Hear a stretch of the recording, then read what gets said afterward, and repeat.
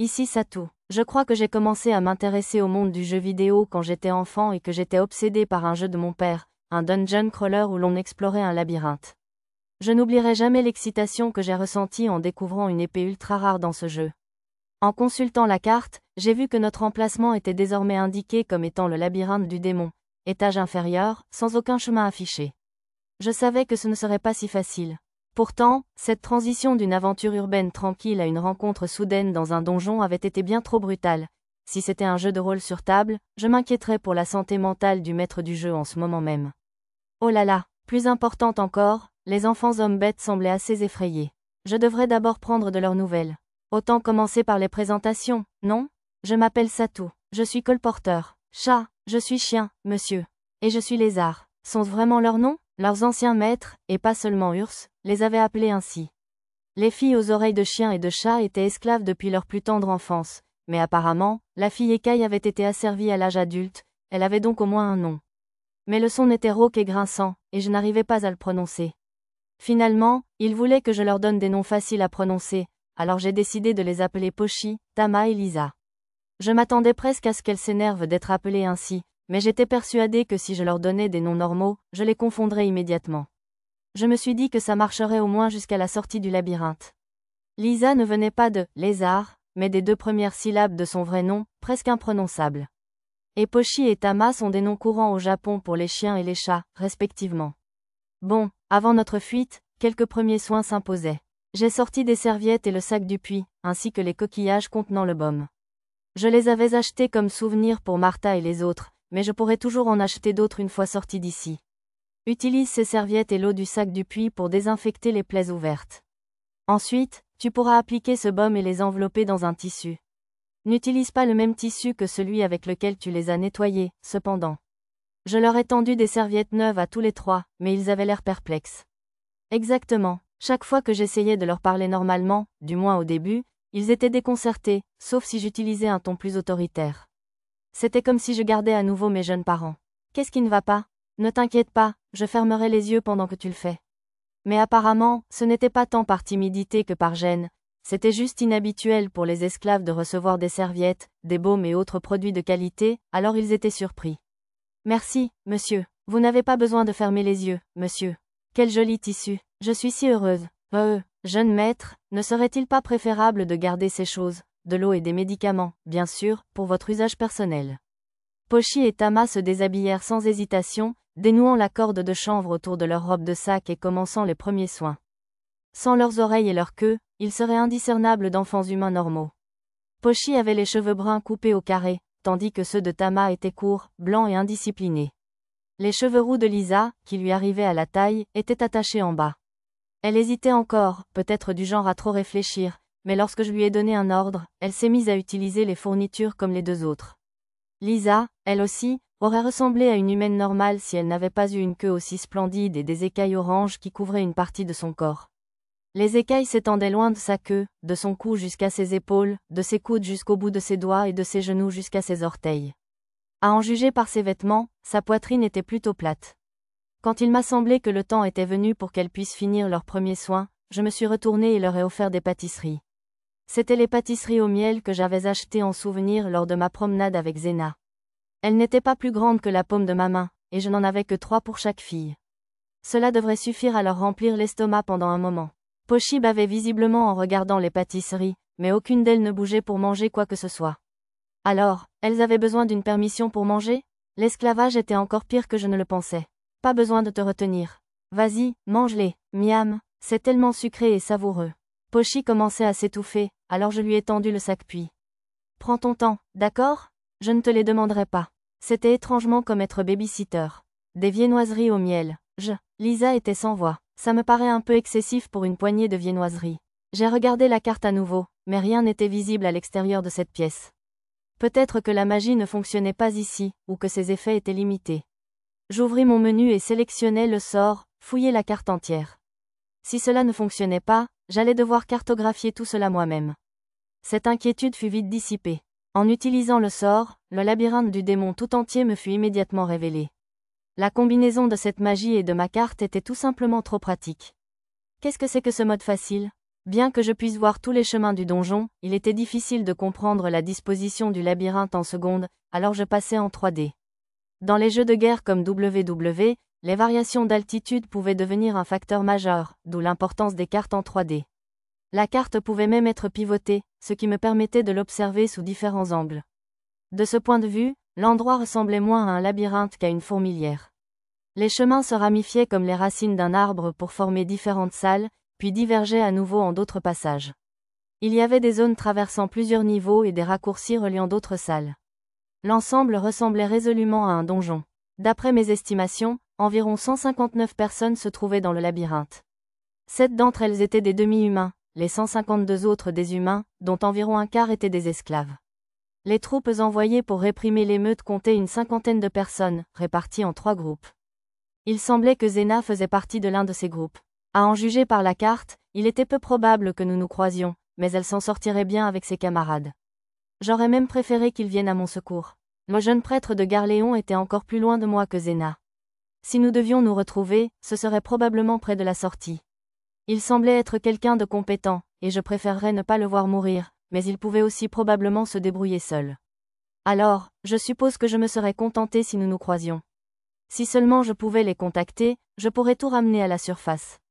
Curieusement, la fonction de chat entre joueurs ne faisait pas partie des fonctionnalités habituellement utiles du menu. Pour une raison inconnue, cependant, le démon oculaire n'apparaissait pas dans ma recherche sur la carte.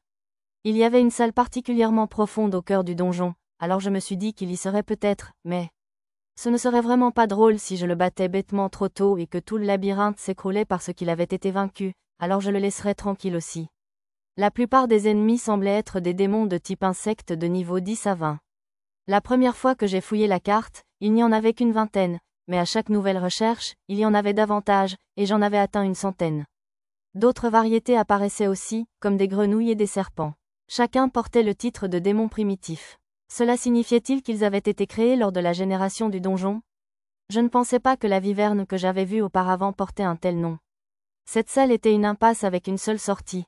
Ce serait dommage de se faire attaquer en essayant d'avancer. Devais-je aussi donner ces 3 armes? Bon, je vais faire semblant de les avoir trouvées dans l'ombre d'un passage et leur donner des lances ou des javelots sortis du stockage. Alors que je me dirigeais vers le premier passage, les 3 filles paniquées se sont lancées à ma poursuite. Ne nous abandonnez pas, nous ferons tout ce que vous voudrez, monsieur. Ne nous laissez pas ici.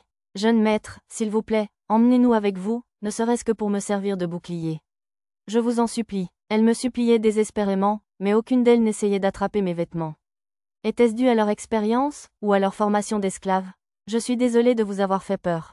J'allais juste essayer de mieux observer le passage. Je ne vous abandonnerai pas, alors ne vous inquiétez pas. J'ai parlé aussi doucement que possible.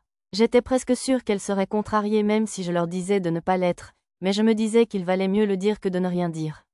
En attendant que les 3 filles aient fini de manger, j'ai sorti une épée courte et le pistolet magique de mon sac et je les ai équipés.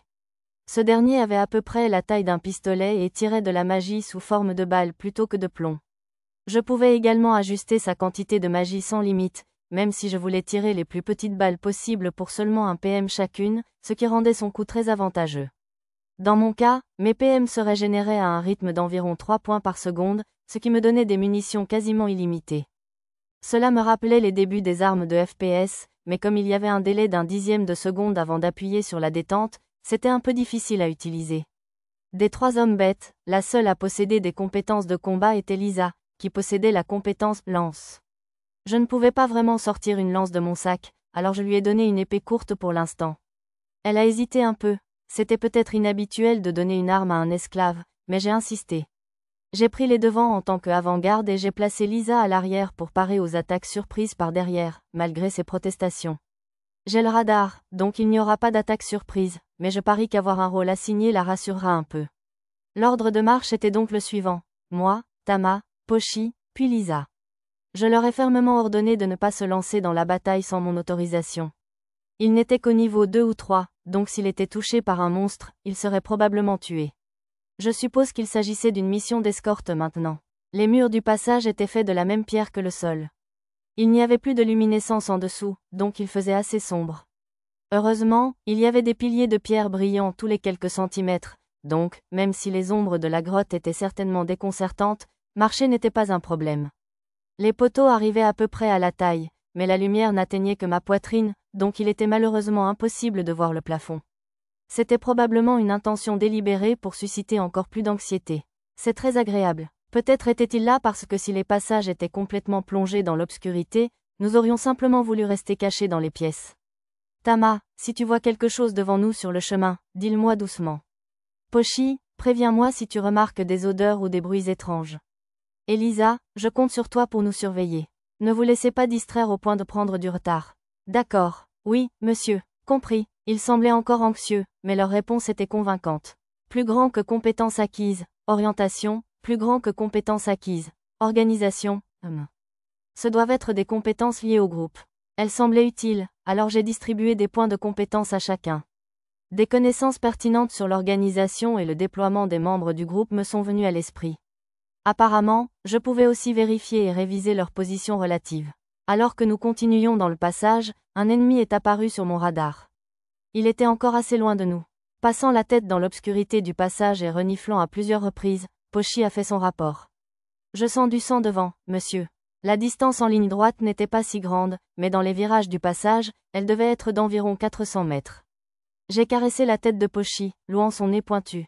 C'était un peu étrange de la traiter comme un animal de compagnie, mais sa queue remuait avec enthousiasme, elle semblait donc heureuse. En nous rapprochant, j'ai vérifié les informations de l'ennemi sur la carte. Il était de niveau 20, sans capacité spéciale. Ses attaques étaient tackle et beat. Il n'y en avait qu'une, et elle se trouvait dans la pièce voisine. Une idée m'est venue et j'ai noté le statut des 3 filles. J'ai été surprise de découvrir un champ de XP dans leurs informations. Sérieusement, c'est un jeu ? Leur expérience était affichée en pourcentage, donc je ne pouvais pas obtenir de chiffres précis, mais c'était pratique pour savoir à quelle distance elles se trouvaient de leur prochain niveau. Je ne voyais les barres de XP des autres joueurs sur la carte. Était-ce limité aux membres de mon groupe ?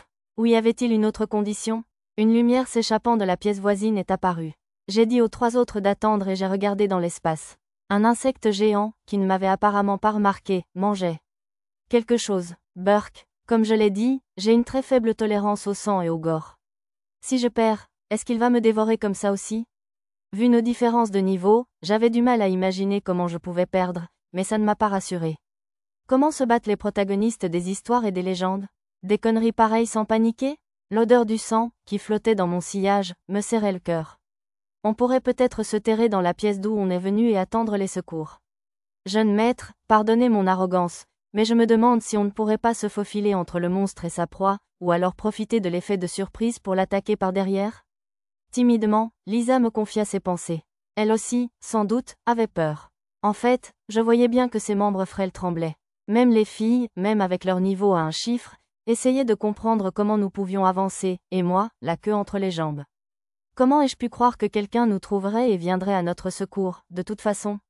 Je ne pouvais absolument pas me battre au corps à corps, mais je pouvais peut-être tirer à distance avec mon pistolet magique.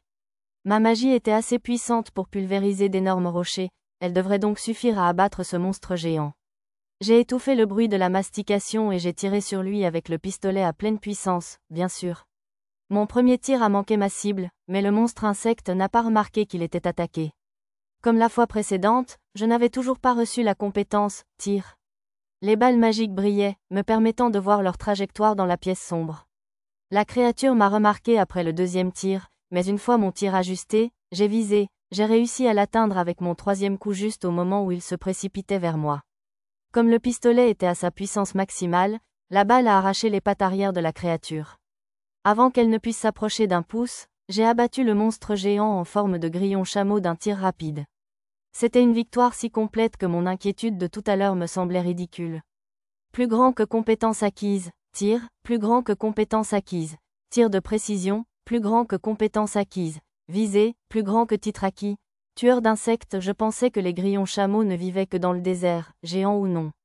Super incroyable, monsieur, tellement fort, tout cela grâce au pistolet magique, alors recevoir des compliments était un peu gênant. Pochi et Tama étaient de bonne humeur, mais on aurait dit que quelque chose tracassait encore Lisa. C'est une baguette à la forme très étrange, jeune maître. Vous pouvez utiliser la magie avec ? C'est une arme magique. Ne le dites à personne, d'accord ? Je les avais prévenus pour l'instant. Lisa acquiesça docilement, mais Pochi et Tama répondirent par un « Kae ». si enthousiaste que je pris note de revoir cela avec eux une fois sortis du labyrinthe. Les segments inférieurs des membres détachés de la créature semblaient avoir la forme parfaite pour un bâton ou une lance. Ils ne ressemblaient en rien à des pattes d'insectes normales, ils semblaient presque artificiels. Peut-être que je peux fabriquer une lance de fortune avec ça? J'ai utilisé le pistolet magique pour détacher la partie en forme de tige d'une patte arrière. L'extrémité griffue semblait un peu lâche, alors j'ai sorti un fin bloc de bois et une lanière de cuir de mon sac et je les ai utilisés pour la fixer. Un liquide vert suintait de l'extrémité, alors je l'ai enveloppé dans le même tissu que nous avions utilisé pour nettoyer les plaies plus tôt. Plus grand que compétence acquise, démonologie, plus grand que compétence acquise, démonologie, plus grand que compétence acquise, fabrication d'armes, plus grand que compétence acquise, fabrication du cuir, plus grand que compétence acquise, travail du bois, comme d'habitude, elle semblait bien trop facile à obtenir. La lance que je venais de construire semblait prête à se désagréger d'un seul coup, alors cette fois, j'ai maximisé ma nouvelle compétence, fabrication d'armes, et je l'ai utilisée pour en fabriquer une nouvelle. Les connaissances acquises grâce à entomologie et démonologie m'ont appris à faire une entaille dans la patte arrière avec mon épée courte et à la briser. Burk, c'était dégoûtant. J'ai rasé la patte restante avec l'épée courte. Cela semblait être une arme magique, car son tranchant était bien meilleur que celui que j'avais vu dans l'armée du comte. La dernière fois, j'avais lié l'extrémité avec du cuir et du bois, mais cette fois, j'utiliserai un autre morceau du monstre lui-même. Je pouvais utiliser ses propres tissus pour les lier, et les morceaux fusionneraient automatiquement grâce aux puissantes capacités de régénération de la créature. Je ne savais pas comment ni pourquoi cela fonctionnait alors que le monstre était déjà mort, mais lorsque j'ai essayé, les connaissances acquises grâce à mes nouvelles compétences étaient exactes, les tissus se sont fusionnés. Par sécurité, j'ai attaché une lanière de cuir autour pour la renforcer. Cela me semblait encore étrangement surréaliste et digne d'un jeu, mais comme cette lance était bien supérieure à la première que j'avais assemblée, je suppose que je n'avais rien à redire. Je me suis retournée pour offrir la lance à chameau terminée à Lisa, mais j'ai découvert qu'elle s'affairait à frapper avec son épée courte à l'endroit reliant la tête à l'arrière de la créature. Quoi, elle a faim? Lisa, si tu manges ça, tu vas avoir mal au ventre, c'est sûr. Je ne vais pas le manger. Si c'est un démon, il doit avoir un noyau, alors j'ai pensé essayer de le récupérer. Un noyau? C'est quoi, un noyau? En gros, c'est de l'argent. Tous les monstres et les démons ont un noyau en leur centre, et si tu le donnes à un colporteur, tu peux l'échanger contre diverses choses. La réponse de Lisa n'était pas tout à fait celle que j'espérais entendre, mais je suppose que je n'aurais pas dû m'attendre à ce qu'elle débite des informations comme un wiki. Je l'ai regardée sortir une sphère couverte de sang vert émeraude. Elle était rouge, de la taille d'un poing. La couleur était vraiment trouble, donc elle ne pouvait certainement pas servir de bijou. Quand Lisa revint avec la lance, je lui tendis un petit sac en jute de ma sacoche. J'en sortis aussi un chiffon usagé pour essuyer le sang. Mets le noyau dans ce sac pour l'instant. Oh, et utilise cette lance. Je tendis le sac à Pochi et donnai la lance à Lisa. L'épée courte qu'elle utilisait fut donnée à Tama. Changer d'équipement comme ça me donne vraiment l'impression d'être dans un jeu de rôle. L'épée courte s'avéra un peu trop lourde pour Tama. Les menottes attachées à son collier la gênaient probablement. Oh, on pourrait peut-être les couper maintenant. J'appelai Lisa et lui demandai de tendre les chaînes, puis j'utilisai la puissance minimale du pistolet magique pour les abattre. Puis je fis de même pour Pochi et Tama, mais leurs oreilles s'étaient aplaties de peur, alors je leur caressai doucement la tête et m'excusai. J'ai mis leur chaîne dans un sac et je l'ai tendu à Pochi avec le noyau. Lisa, à partir du prochain ennemi, je vais demander à Pochi et Tama de récupérer les noyaux à tour de rôle, alors apprenez leur affaire. Oui, compris. D'accord, monsieur. D'accord. Ils ont tous l'air plutôt motivés, donc c'est déjà bien. Autre chose me tracassait. Oh, et Pochi. Oui, monsieur? Inutile d'ajouter, monsieur, à tout, vous savez. Mais si j'oublie, je serai puni, monsieur. Je vois. J'avais cru qu'elle était juste polie, mais elle le faisait par obligation? Je ne suis que leur maître temporaire, donc je n'ai pas besoin de la corriger. Bon, je ne me fâcherai pas si vous ne l'utilisez pas, alors faites ce que vous voulez.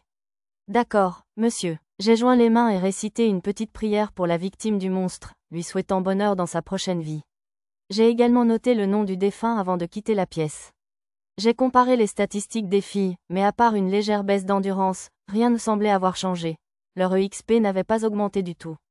Alors, elles ne peuvent pas gagner d'expérience simplement en étant dans mon groupe, hein? Alors comment les membres des unités de ravitaillement, les prêtres et autres font-ils pour monter de niveau? S'ils pouvaient monter de niveau, je ne me ferais pas trop remarquer pendant notre évasion, même si d'autres nous rejoignaient. Mais j'imagine que ça aurait été trop facile. Bon, comme c'est un jeu, pourquoi ne pas essayer de l'aborder de la même façon? Tama, si tu trouves des pierres de la taille de ce noyau, ramasse-les. D'accord. Peu après, le chemin se divisa en deux. On aurait dit que les deux chemins aboutissaient à la même salle, mais l'un des chemins comportait une autre salle.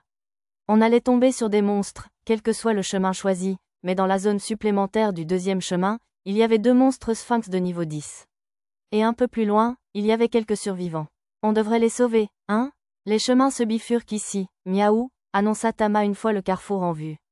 Inutile de commencer avec ces bizarreries de langage maintenant.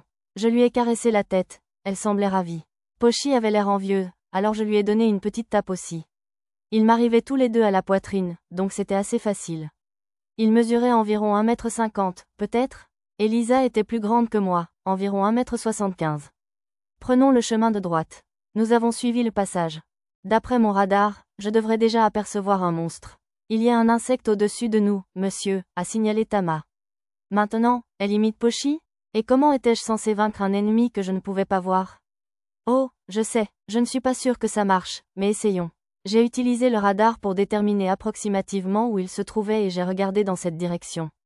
Quelques instants plus tard, une boîte de dialogue est apparue, affichant le nom et le niveau du monstre. Parfait. J'ai tiré sans discernement sur cette zone, en gardant la puissance du pistolet magique au minimum. L'une d'elles a dû toucher, car le monstre sphinx est tombé au sol. Tama, lance-lui une pierre.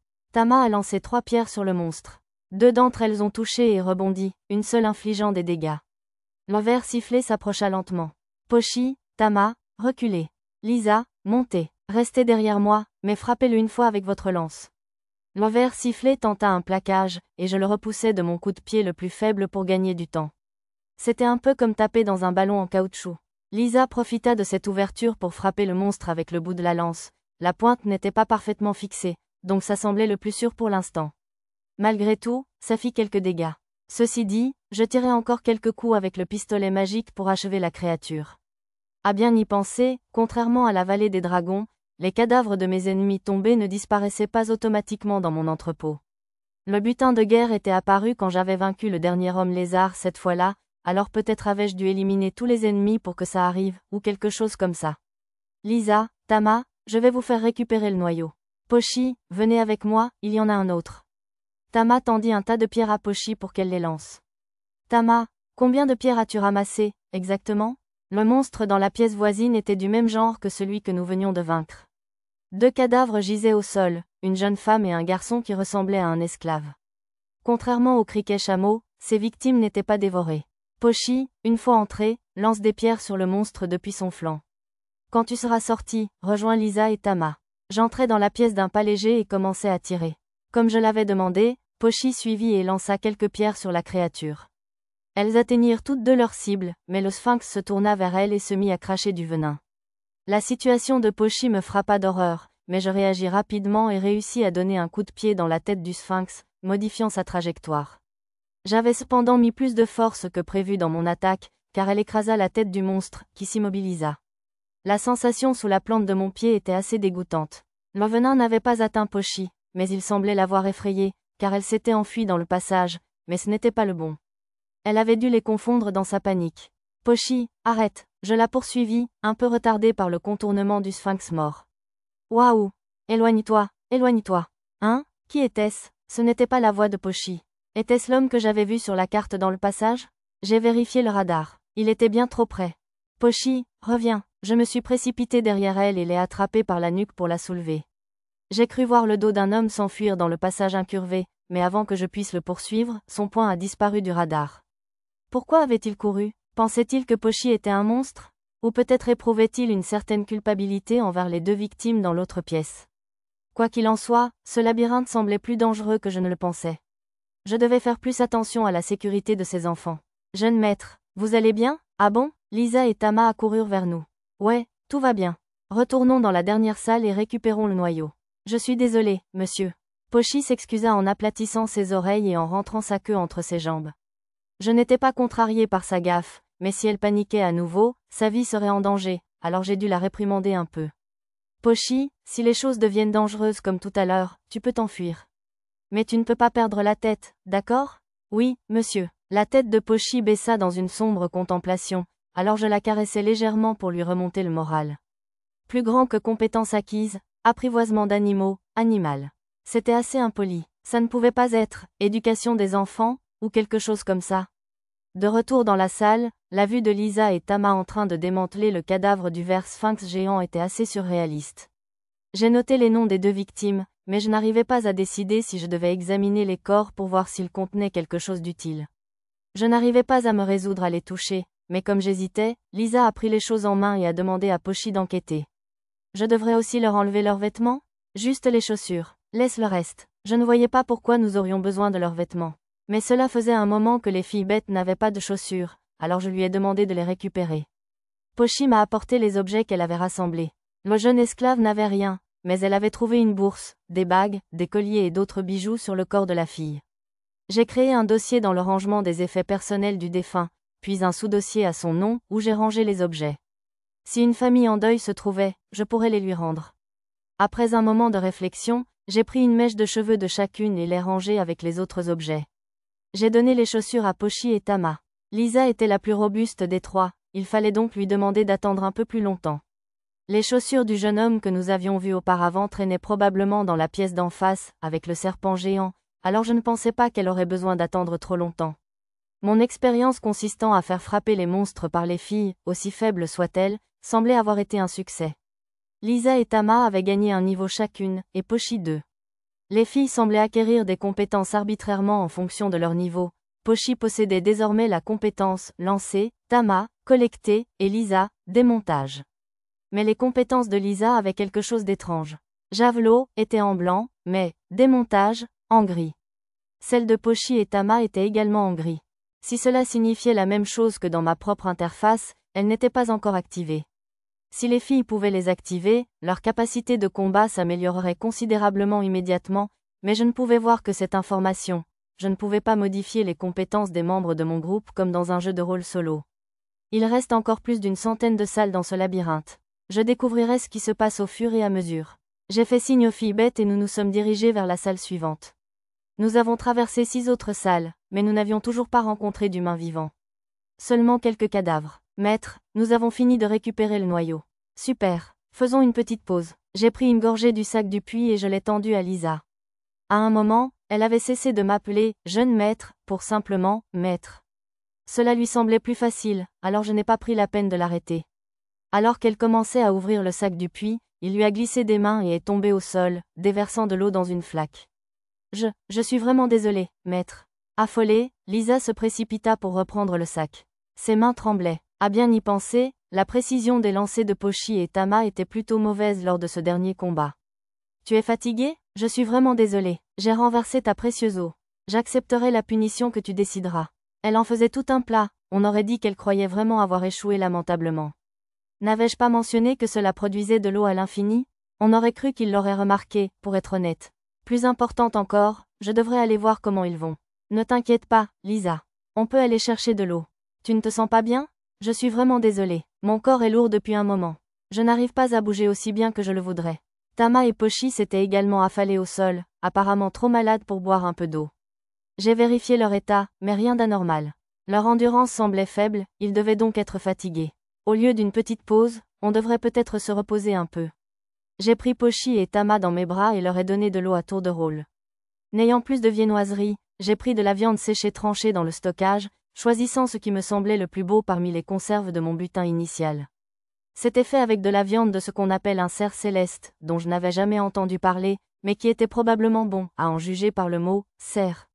Ils avaient tous les 3 l'air fatigués et abattus, mais la faim a dû l'emporter, car quand j'ai tenu la viande sous leur nez, ils ont ouvert la bouche pour mâcher comme par instinct. Tellement délicieux, c'est délicieux, monsieur. Ah, la viande séchée. Plus je la mâche, plus elle me remplit la bouche. Vraiment divin. Je ne sais pas si c'est si bon que ça. De la viande séchée? C'est délicieux. Délicieux, monsieur. La viande, c'est le top, monsieur. Lisa mâchait encore son premier morceau avec délice. Vous aimez vraiment la viande? J'avais des dizaines de kilos de viande séchée, alors j'en ai distribué plusieurs à chacun. Quand vous aurez fini de manger, allez dormir 3 heures environ. Pochi et Tama se blottirent joyeusement contre moi et s'endormirent aussitôt. Lisa s'assit pour les surveiller. Je peux monter la garde, dit-elle, mais son visage trahissait le contraire, elle dormait déjà presque. Après avoir insisté une seconde fois, elle finit par s'allonger pour se reposer. Pendant que les trois somnolaient, je vérifiais leur statut. Environ une demi-heure après notre pause, les compétences grises virèrent au blanc. Peut-être que le niveau avait été appliqué pendant leur repos? C'était comme dans le jeu d'exploration de donjon Elder Scrolls. Allais-je commencer à vieillir parce que je n'étais pas dans une écurie? D'ailleurs, pourquoi ces trois-là gagnaient-elles des compétences en montant de niveau? Ne était-ce pas normal, moi, d'acquérir des compétences par mes actions? Après la pause, nous avons traversé encore d'autres salles. Après notre pause, les filles étaient épuisées après avoir gagné environ 3 niveaux, il valait donc mieux se reposer après 2 autres zones.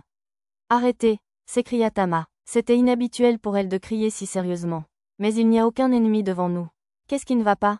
Le sol est bizarre? Demanda-t-elle d'un ton hésitant, presque comme une question. Quelque chose clochait, mais elle ne savait pas quoi. Quand je m'arrêtais pour observer le sol, sa texture me parut étrange. Avant que je puisse le comprendre, une fenêtre de réalité augmentée m'offrit la réponse. Piège, draineur de vie. C'est un donjon, donc il est logique qu'il soit truqué. Nous n'avions rien rencontré jusqu'à présent, donc ça ne m'avait pas traversé l'esprit. Bravo, Tama, on dirait qu'il y a un piège. Fais attention. D'accord, je caressais la tête de Tama en lui grattant derrière les oreilles de chat. La dernière partie de ma déclaration s'adressait à Pochi et Lisa.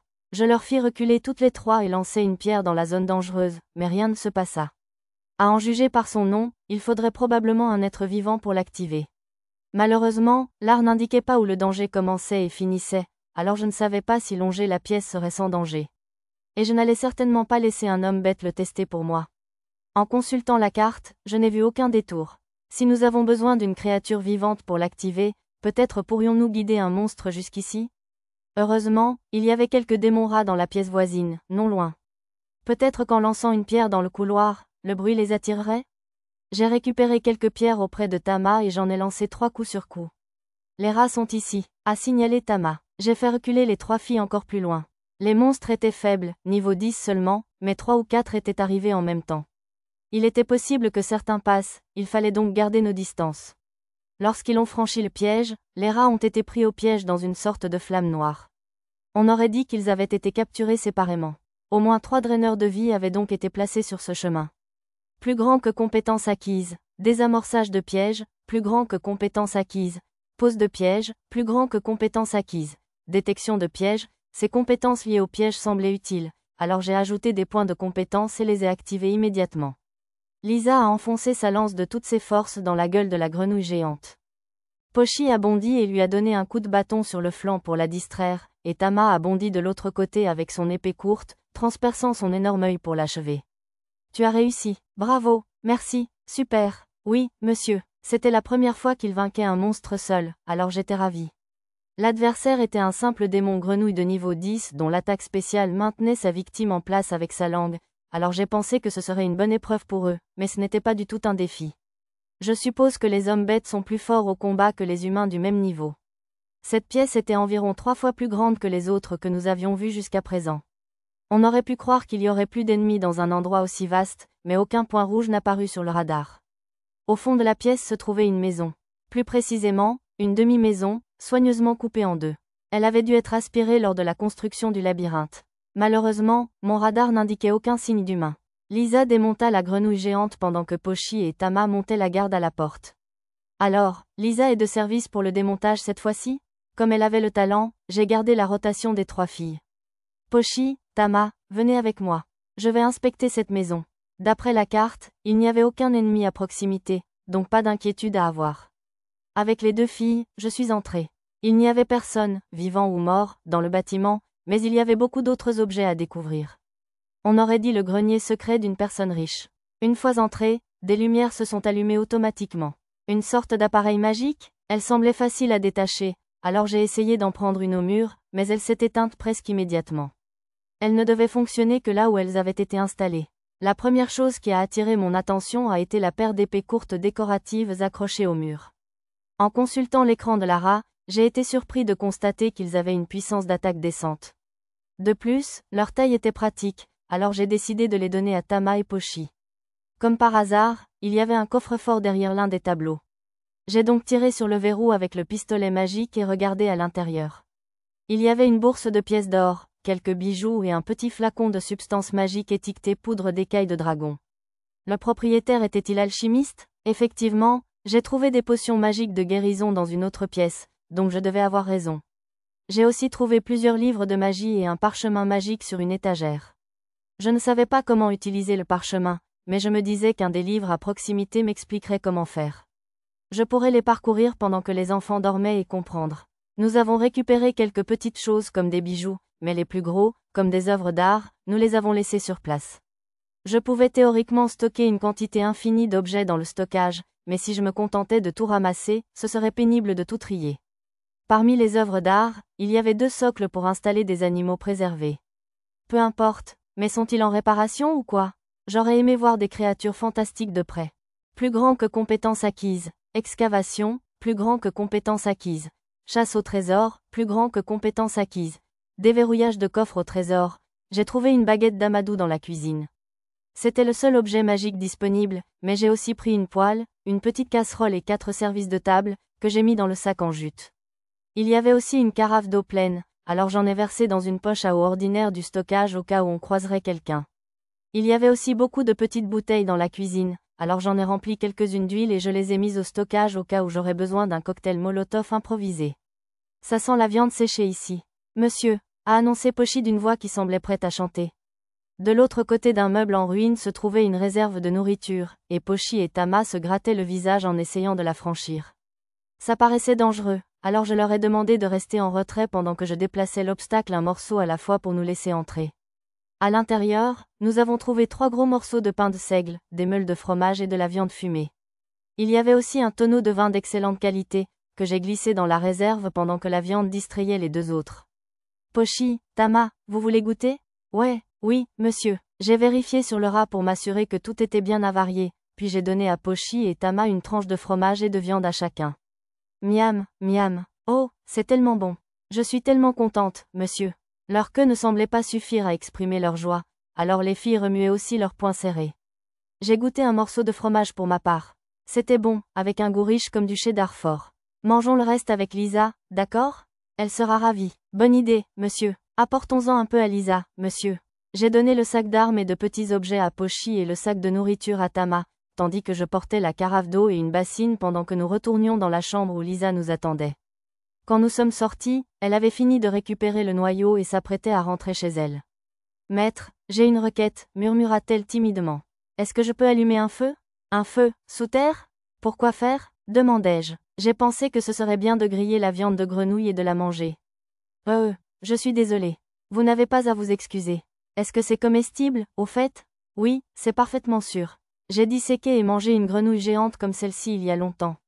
Il y a des toxines dans les intestins, mais tant qu'on les évite, ça va. Mais il faut la cuire, sinon il y a risque d'empoisonnement. La voix de Lisa s'interrompit après son explication hésitante. Malgré le sous-sol, l'air semblait circuler facilement, et comme nous étions déjà bien plus haut, le manque d'oxygène ne poserait probablement pas de problème. Bien sûr, allez-y. Lisa demanda à Pochi et Tama de découper les cuisses de grenouille, puis sortit un bloc de bois et des copeaux de son sac et les disposa par terre. C'est pourquoi elle les ramasse au fur et à mesure. Lisa commença à utiliser du silex pour allumer le feu, mais je l'en ai empêché et j'ai utilisé la tige d'amadou que j'avais trouvée. Je ne sais pas comment c'est fait, mais c'est vraiment facile à utiliser. Je lui ai donné les ustensiles de cuisine et la vaisselle que j'avais trouvée à l'intérieur.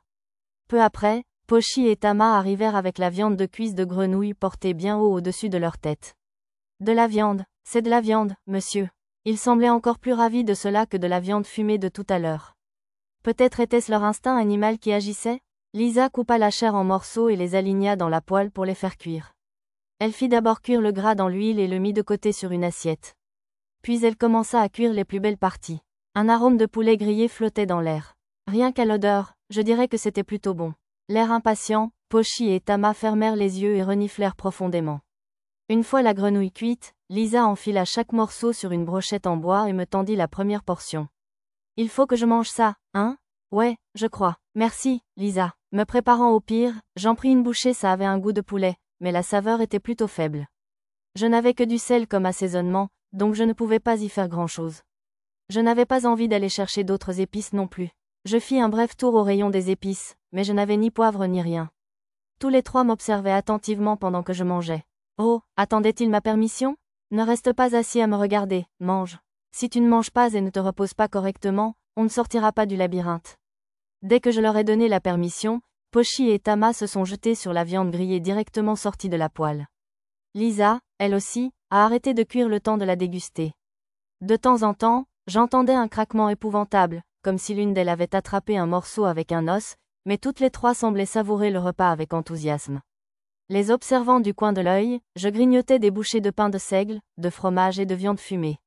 Même si c'était bon, la grenouille, ce n'était pas vraiment mon truc. Après cela, le cycle, disséquer la grenouille, cuire la viande et la manger a continué pendant environ une demi-heure. Le festin s'est terminé lorsque le feu s'est épuisé.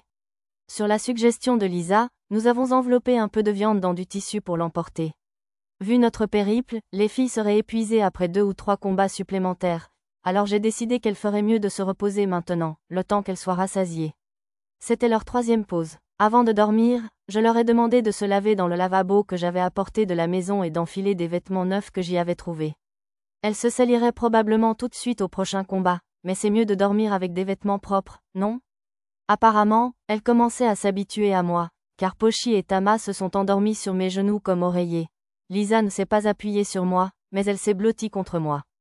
Oh, pendant qu'elles dorment, je devrais jeter un œil au livre de magie que j'ai récupéré. En fouillant dans ceux de ma réserve, une nouvelle option, inspecter, leur était proposée, alors je l'ai sélectionnée. Comme dans un jeu, j'avais l'impression de pouvoir lire un livre sans le sortir de ma réserve. À bien y penser, je n'y avais pas pensé jusqu'à présent, mais je pouvais voir clairement l'interface du menu, même dans des endroits sombres comme celui-ci. Était-elle projetée directement sur mes rétines, ou peut-être composée dans ma tête ? Attendez, je me demande. Effectivement, j'ai découvert que je pouvais fouiller dans le contenu des livres ouverts, comme dans un jeu. Pratique, pas besoin d'OCR. L'un des livres ne contenait que quelques lignes sur les parchemins magiques, mais l'explication était suffisante. Il expliquait qu'on pouvait utiliser un parchemin magique simplement en l'ouvrant et en lisant le nom du sort. Le parchemin que j'ai trouvé contenait un sort de magie du feu appelé tir de feu, un sort offensif qui était apparemment le premier que les nouveaux utilisateurs de feu apprenaient. Grâce à cette découverte, je pouvais désormais passer le temps à lire pendant que tout le monde dormait. Après une nouvelle pause, nous avions parcouru près de 80% du chemin jusqu'à la sortie du labyrinthe. Pochi et Tama utilisaient maintenant les épées courtes ornementales de l'entrepôt et des petits boucliers. C'était le seul changement apporté à l'équipement du groupe, mais tous les trois avaient atteint le niveau 13. Les compétences de Pochi étaient épée à une main, lancer, détection d'ennemis, et désassemblage. Celle de Tama était épée à une main, lancer, collecte, et désassemblage, et celle de Lisa était lance, coup de lance, cuisine, et désassemblage. Leur capacité de combat avait considérablement évolué depuis nos débuts. Dans leur état actuel, tant qu'un ennemi n'avait pas d'attaque spéciale, les filles pouvaient en vaincre un jusqu'à 5 niveaux plus haut qu'elles en coopérant. Comme aucune d'elles n'utilisait de bouclier pour servir de tank, les choses se compliquaient s'il y avait plusieurs monstres de niveau supérieur, mais j'étais tout de même impressionné. Plus loin dans le passage, nous avons trouvé une substance visqueuse. Ce n'était pas la mignonne goutte d'eau des RPG japonais préférés, mais plutôt une créature muqueuse classique ressemblant à une amibe. C'était l'occasion idéale pour tester mon sort de feu. J'ai utilisé le parchemin magique pour tir de feu, comme le livre l'indiquait. Une balle enflammée, de la taille de mon doigt seulement, est apparue et a explosé sur le slime aussi lentement qu'une balle lancée par un enfant. Atteignant sa cible, la petite boule de feu a légèrement grillé la surface du slime avant de disparaître. J'ai vérifié la jauge de PV du slime, et effectivement, elle n'avait baissé que légèrement. Tir de feu était donc inutile, même contre un slime de niveau 10. Mais j'avais acquis la compétence magie du feu, grâce à ce sort, donc je pouvais quand même parler de succès. Lorsque j'ai vérifié ma magie activée, tir de feu y était également apparu. Mais en réalité, rien que du point de vue de l'efficacité en PM, le pistolet magique était bien plus utile, donc il était inutile d'utiliser ma nouvelle capacité. Je suppose que cela pourrait être utile si jamais je me retrouvais sans outil pour allumer un feu. Peut-être mal interprétant ma déception, Lisa m'a donné un conseil.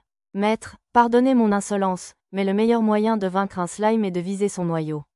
Ah bon, où est-ce ? La zone où la couleur est légèrement différente.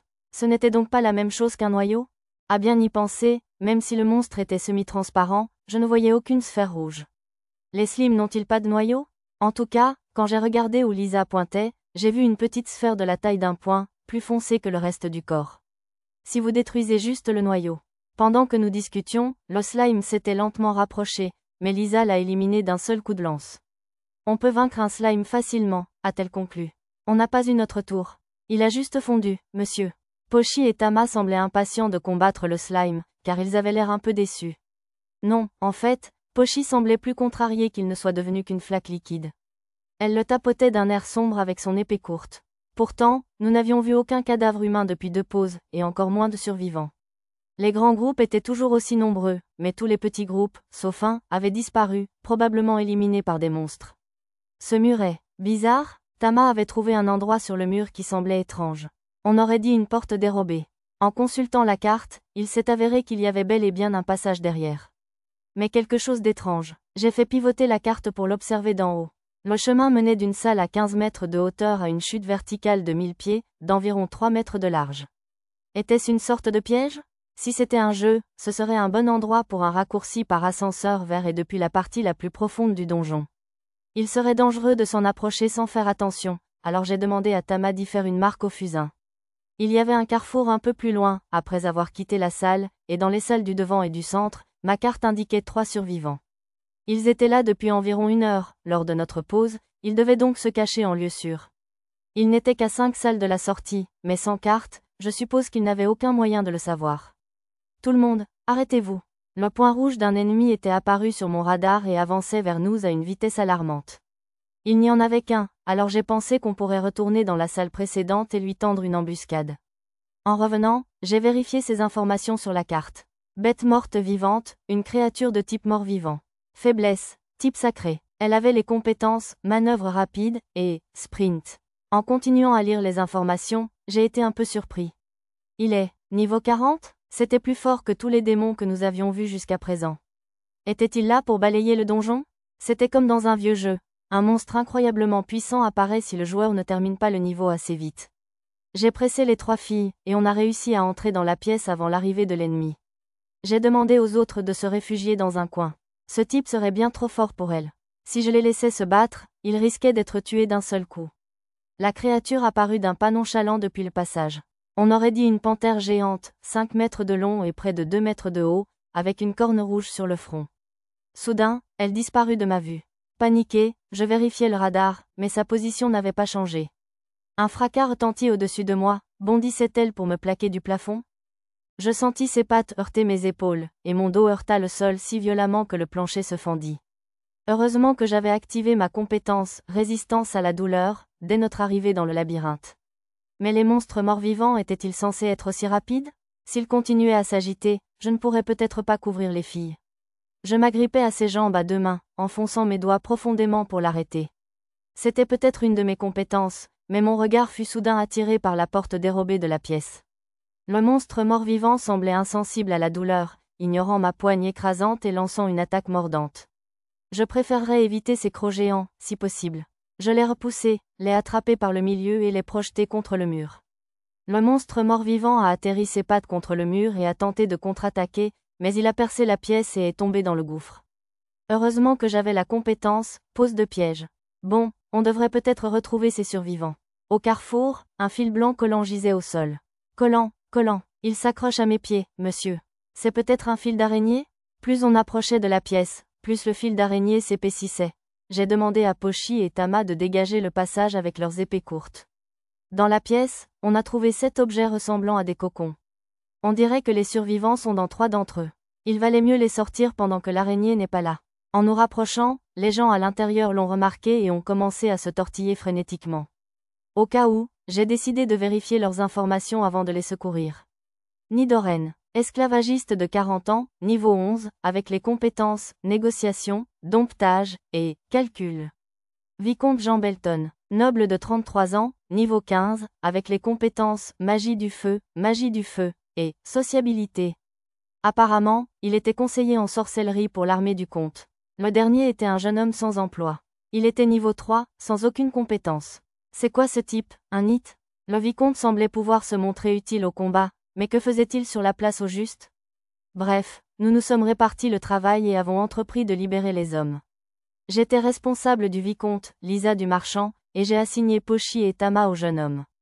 Alors que nous étions à mi-chemin de la découpe des épais cocons, j'ai aperçu sur mon radar une araignée s'approcher d'en bas. Il devait y avoir une fosse similaire à celle dans laquelle j'avais jeté la bête morte vivante. Un ennemi arrive. Pochi, Tama, Lisa, arrêtez-vous un instant et préparez-vous à l'intercepter. Les hommes bêtes préparèrent rapidement leurs armes et se tinrent prêts à affronter l'araignée. Après les nombreux combats qu'ils avaient livrés en chemin, ils semblaient plutôt habitués à coopérer. C'était un petit bonheur que nous n'ayons pas encore libéré les visages des survivants piégés. Nous n'avions pas besoin qu'ils râlent pendant que nous essayions de nous battre.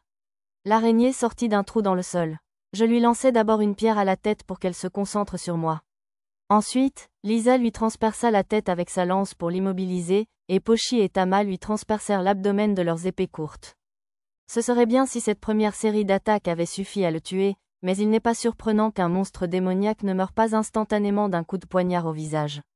Il dressa ses pattes avant, mais Lisa les arrêta net avec sa lance à l'horizontale, et Pochi et Tama profitèrent de cet espace pour l'attaquer avec leurs épées courtes, grignotant ses PV.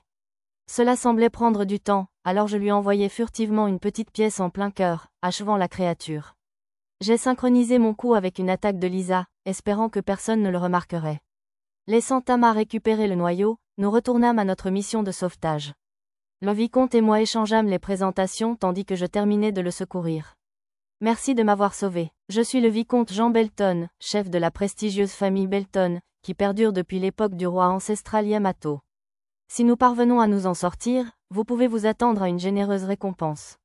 Merci, vicomte. Je suis Satou, colporteur. Je tendis une gourde au vicomte et allai aider à sauver les autres. Merci infiniment pour votre aide. Je suis Nidoren, le marchand. Cela risque de contrarier les jeunes filles ici présentes, mais je fais du commerce d'esclaves. Je suis un marchand ambulant novice, Satou. Un marchand ambulant, hein? J'aurais juré que tu étais un aventurier. Un aventurier? Demandai-je en tendant de l'eau à Nidoren. Je n'ai jamais entendu parler d'un métier pareil. Quel genre de personnes sont-ils? Ah, peut-être qu'au royaume de Shiga on les appellerait des explorateurs. Ils combattent des monstres dans des donjons, récupérant des noyaux de monstres et des trésors. C'est un métier lucratif, mais seulement si ça ne vous dérange pas d'être aux portes de la mort à tout moment. Je vois. Alors il y a aussi des métiers de type jeu dans ce monde, hein? TCH. Ne me touche pas, enfant bête. Donne-moi l'épée courte, et je le ferai moi-même. Je ne peux pas faire ça, monsieur. Cette épée appartient à mon maître, monsieur. Qu'est-ce que c'est? Tu as du culot pour une gamine d'homme bête. Pochi semblait avoir du mal avec le jeune homme qu'elle essayait de sauver, alors je suis allé l'aider. Ce type a l'air d'un imbécile, par contre. Ses cheveux blonds me disent quelque chose.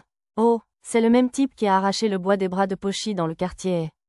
Pochi, reviens par ici. Oui, monsieur. Elle s'est précipitée, les yeux embués de larmes à force d'être criée. Je l'ai prise dans mes bras et lui ai tapoté la tête pour la rassurer. Sa façon de frotter son visage contre mon ventre m'a un peu chatouillé, mais je n'allais pas l'arrêter dans son état actuel. Hé, toi, dépêche-toi de m'aider. Désolé, mais je n'en ai plus vraiment envie. Tu peux rester et te faire dévorer par un monstre, ou je ne sais quoi. Tu as une main libre maintenant, alors tu devrais pouvoir t'en sortir toute seule, non? Bien sûr, je n'étais pas sérieux. C'était juste une petite menace. Mais puisqu'il avait fait pleurer Pochi, je me suis dit que le moins que je pouvais faire était de le laisser craindre un peu pour sa vie. Hé, ce n'est pas drôle. Sors-moi de là tout de suite. Silence, paysan, tonna le vicomte au jeune homme en agitant la mâchoire avec insouciance. Si tu fais un autre bruit et que tu risques d'attirer d'autres monstres, je te réduis en cendres, jusqu'au haut, avec mes flammes. C'est beaucoup d'intensité pour un homme assez jeune. Les gens habitués à être aux petits soins sont vraiment différents. Finalement, nous avons laissé Nidoren secourir le troisième homme. Il a habilement utilisé une fine dague pour couper le fil. Tout en travaillant, il a murmuré quelque chose à l'oreille du jeune homme, et le secours a immédiatement mis fin à ses grognements. Les conseils d'un vieil homme, peut-être? Observant avec admiration, je me suis arrêté pour accepter le noyau des mains de Tama. Les noyaux ici sont de très haute qualité. On en voit rarement un aussi rouge sur le marché. D'après Nidoren, ces objets pouvaient être purifiés pour la création d'objets magiques. Plus le grade était élevé, plus le résultat était efficace, permettant ainsi de créer des outils magiques de haute qualité. J'ai demandé aux filles bêtes de récupérer les objets des défunts dans les cocons restants, tandis que j'offrais de la nourriture aux survivants. Pas la viande de grenouille, bien sûr. Le vicomte s'est plaint de la piètre qualité, mais sa faim a fini par l'emporter et il s'est régalé. Il y avait des armures légères dans quelques cocons, que je les ai donc confiées à Nidoren et au vicomte. Le jeune homme était devenu plus docile depuis les remontrances du vieux marchand, alors je lui ai donné du matériel d'autodéfense, au cas où. Je vais simplement considérer cela comme une amélioration des capacités de combat de notre groupe. Finalement, ce plan était peut-être un peu naïf. Je n'ai aucune envie d'utiliser ma magie sur des ennemis aussi mineurs. Mes capacités ne conviennent qu'aux adversaires les plus redoutables. Je me débrouillerai, mais ne comptez pas sur moi pour vous aider au combat, s'il vous plaît. Le vicomte refusait d'utiliser sa magie pour une raison ou une autre, et Nidoren se déclarait allègrement inapte au combat, si bien qu'ils évitèrent tous deux, par commodité, de participer au combat. Nidoren, c'est une chose, mais j'avais de grands espoirs pour la magie du vicomte. Mais le plus frustrant, c'était le jeune homme. Apparemment, recevoir l'épée courte et le bouclier en bronze lui avait monté à la tête. HMPH, si ces morveux d'hommes bêtes savent se battre, alors je peux en affronter 100 fois plus que réunis. Si j'avais eu une arme là-bas, cette stupide araignée ne m'aurait pas ralenti d'un pouce. Déclara-t-il en se précipitant pour attaquer un monstre, mais il faillit être vaincu d'un seul coup. Son adversaire était un squelette de niveau 10, alors avant qu'il ne puisse l'achever, Pochi s'est précipité et l'a sauvé, attrapant le coup de sa massue avec son petit bouclier. Lisa, si tu veux bien. Bien sûr, sur mon simple ordre, Lisa brandit sa lance. Elle transperça le squelette d'un premier coup, arracha le bras qui tenait l'arme du second et détruisit son crâne du troisième. Malgré son absence d'yeux, le squelette semblait ne plus voir après avoir perdu son crâne, et il lança une attaque complètement aléatoire. Pochi et Tama passèrent à l'action, et les deux filles éliminèrent leur adversaire avec une facilité déconcertante. Pourtant, ayant vu un monstre squelette pour la première fois, je me demandais, comment diable se déplace-t-il? Le noyau serait-il la source de leur pouvoir, peut-être? Une fois de plus, je dus demander à Nidoren de s'occuper du jeune homme, qui gisait au sol en gémissant. Tu vas bien, TCH? Je ne m'attendais pas à ce qu'un squelette soit aussi fort. On dirait que tu as une côte cassée. Ignorant les jurons du jeune homme, j'écoutais le diagnostic du marchand d'esclaves. Si sa côte est cassée, on ne devrait pas le déplacer. Que faire? NNGH. Je vais mourir ici? Si Pochi ne t'avait pas sauvé, je suis presque sûr que tu serais mort sur le coup avec ce coup de massue. L'occasion aurait été parfaite pour lui de s'excuser auprès de Pochi après qu'elle lui ait sauvé la vie, mais il n'a pas prononcé un mot de remerciement. Bon, ces plaintes ne m'intéressent pas, alors. Bon sang, bon sang, bon sang. Je dois vivre, je ne vais pas mourir dans un endroit pareil. Cracha le jeune homme d'un ton amer, le sang coulant de ses lèvres. HMPH. S'il ne peut pas marcher seul, on devrait le laisser. Retrouver les troupes envoyées à l'aide est plus important pour l'instant. Sache que ta propre imprudence a causé ta mort, paysan. Tu devrais assumer les conséquences de tes actes. Ouah, c'est froid. Contrairement à moi, il a l'air tout à fait sérieux. Pochi et Tama me regardaient avec des yeux qui me suppliaient de faire quelque chose pour cet homme, alors je n'ai pas eu d'autre choix que de sortir un de mes derniers recours. Alors, utilise ce remède. Qu'est-ce que c'est? C'est une potion magique. Une potion magique? Il a semblé assez choqué par cette phrase, mais c'était juste quelque chose que j'avais trouvé chez l'alchimiste, alors je n'avais aucune idée de son efficacité. Sois reconnaissant envers Pochi et Tama pour leur gentillesse, mon ami. S'ils ne m'avaient pas pressé de faire quelque chose, je doute que je t'aurais donné ça. Nerveusement, le jeune homme porta la potion à ses lèvres. L'effet fut étonnamment immédiat. Quelques instants plus tôt, il gémissait de douleur, mais moins d'une seconde plus tard, il cria « Je suis guéri » et se leva d'un bond. C'était aussi rapide que dans un jeu. J'ai trouvé ça un peu dérangeant, pour être honnête. Une seule potion de niveau intermédiaire vaut 3 pièces d'or, tu sais. Tu dois être bien bizarre pour laisser un inconnu boire une chose pareille. Lorsque le marchand d'esclaves a cité un prix légèrement supérieur à mon estimation, le jeune homme a perdu toute couleur. Je n'avais pas vraiment l'intention de lui demander de l'argent, mais je n'ai pas non plus cherché à lui dire de ne pas s'inquiéter. Grâce à ma compétence, oui fine, le bruit d'une agitation devant nous est parvenu avant tout le monde. Zena et son groupe de soldats combattaient des slims. Mais avait-il vraiment chargé dans une pièce infestée de monstres sans essayer de la nettoyer au préalable? Cela semblait bien trop imprudent. Combat, j'entends des bruits de combat venant de là-bas, monsieur. Pochi et Tama ont dû l'entendre aussi, car ils ont pointé du doigt cette direction en faisant leur rapport. J'ai hoché la tête et dit aux autres survivants que nous allions avancer. On dirait que quelqu'un est engagé dans un combat un peu plus haut. Nous allons entrer en premier, alors suivez-nous et surveillez nos arrières. Le vicomte semblait sur le point de dire quelque chose, mais je me suis enfui sans m'arrêter pour écouter. Zena ne semblait pas blessée, mais ses PM étaient faibles, alors je m'inquiétais pour elle. Quelques hommes en tunique ont dégringolé hors de la pièce où se trouvaient Zena et les autres soldats. Ouah, ne vous approchez pas. Ça brûle, tellement chaud, je ne veux pas mourir. Le dernier homme semblait plaqué au sol, apparemment aspiré par une substance visqueuse. Il tendit désespérément la main, implorant de l'aide, mais ses compatriotes étaient trop terrifiés pour faire autre chose que reculer. Pochi, Tama, prenez des torches dans le sac. D'accord, oui, monsieur. J'ai allumé leurs torches avec le bâton d'Amadou, en prenant une pour moi aussi. Utilisez-les pour repousser les substances visqueuses et les éloigner de cet homme. Lisa, éliminez-les en visant leur noyau. Une fois que vous les aurez vaincus, remettez le nettoyage à plus tard et suivez-moi. Tous les trois confirmèrent leurs ordres et nous nous précipitâmes dans la pièce. J'étais un peu inquiet de laisser les plus jeunes filles seules, mais comme Lisa était avec elles et savait comment vaincre ces monstres, la victoire devrait être facile pour elles. Elles avaient aussi les torches. Concentré sur le marqueur de Xena, je me suis frayé un chemin parmi les gens et les slims pris dans une mêlée générale. La voilà, Xena combattait des slims avec un long bâton, protégeant un groupe de prêtresses qui, à leur tour, protégeaient l'oracle. Le fait qu'elle utilise son bâton signifiait qu'elle était enfin à court de magie. J'ai pensé essayer de tirer sur les noyaux avec des pièces à distance, mais je n'avais pas le bon angle. Si je ratais mon coup, j'aurais touché l'oracle. L'un des monstres a tenté d'aspirer le bâton de Xena, l'attirant au sol. Elle a poussé un cri d'angoisse. J'arrive. J'ai défait ma cape en courant, je l'ai jeté sur le slime qui recouvrait le soldat magique et je l'ai utilisé pour repousser son agresseur. Avec un bruit de tissu qui se déchire et un bref cri de Xena, j'ai réussi à projeter le slime derrière moi. Le retenant avec le feu, j'ai sorti un couteau rarement utilisé et l'ai lancé sur le noyau de la créature, le détruisant. Tout va bien? Je me suis tourné vers Xena pour m'assurer qu'elle était saine et sauve, mais ma voix s'est coupée dans un cri de surprise. La substance visqueuse avait déchiré un énorme trou dans son chemisier. De plus, elle avait même fondu à travers une partie de son bandage pectoral, le défaisant. Bref, plus rien ne dissimulait sa pudeur féminine. Ayant frôlé la mort de justesse, Xena elle-même ne semblait pas encore l'avoir remarqué. Il serait malvenu de la fixer, alors j'ai fouillé dans mon sac et j'ai sorti un morceau de tissu propre que j'ai jeté par-dessus son front. Oh, merci, Satou. Couvrant sa poitrine du tissu, Xena a finalement remarqué ma présence. Avec un cri de surprise, elle s'est levée d'un bond pour m'embrasser.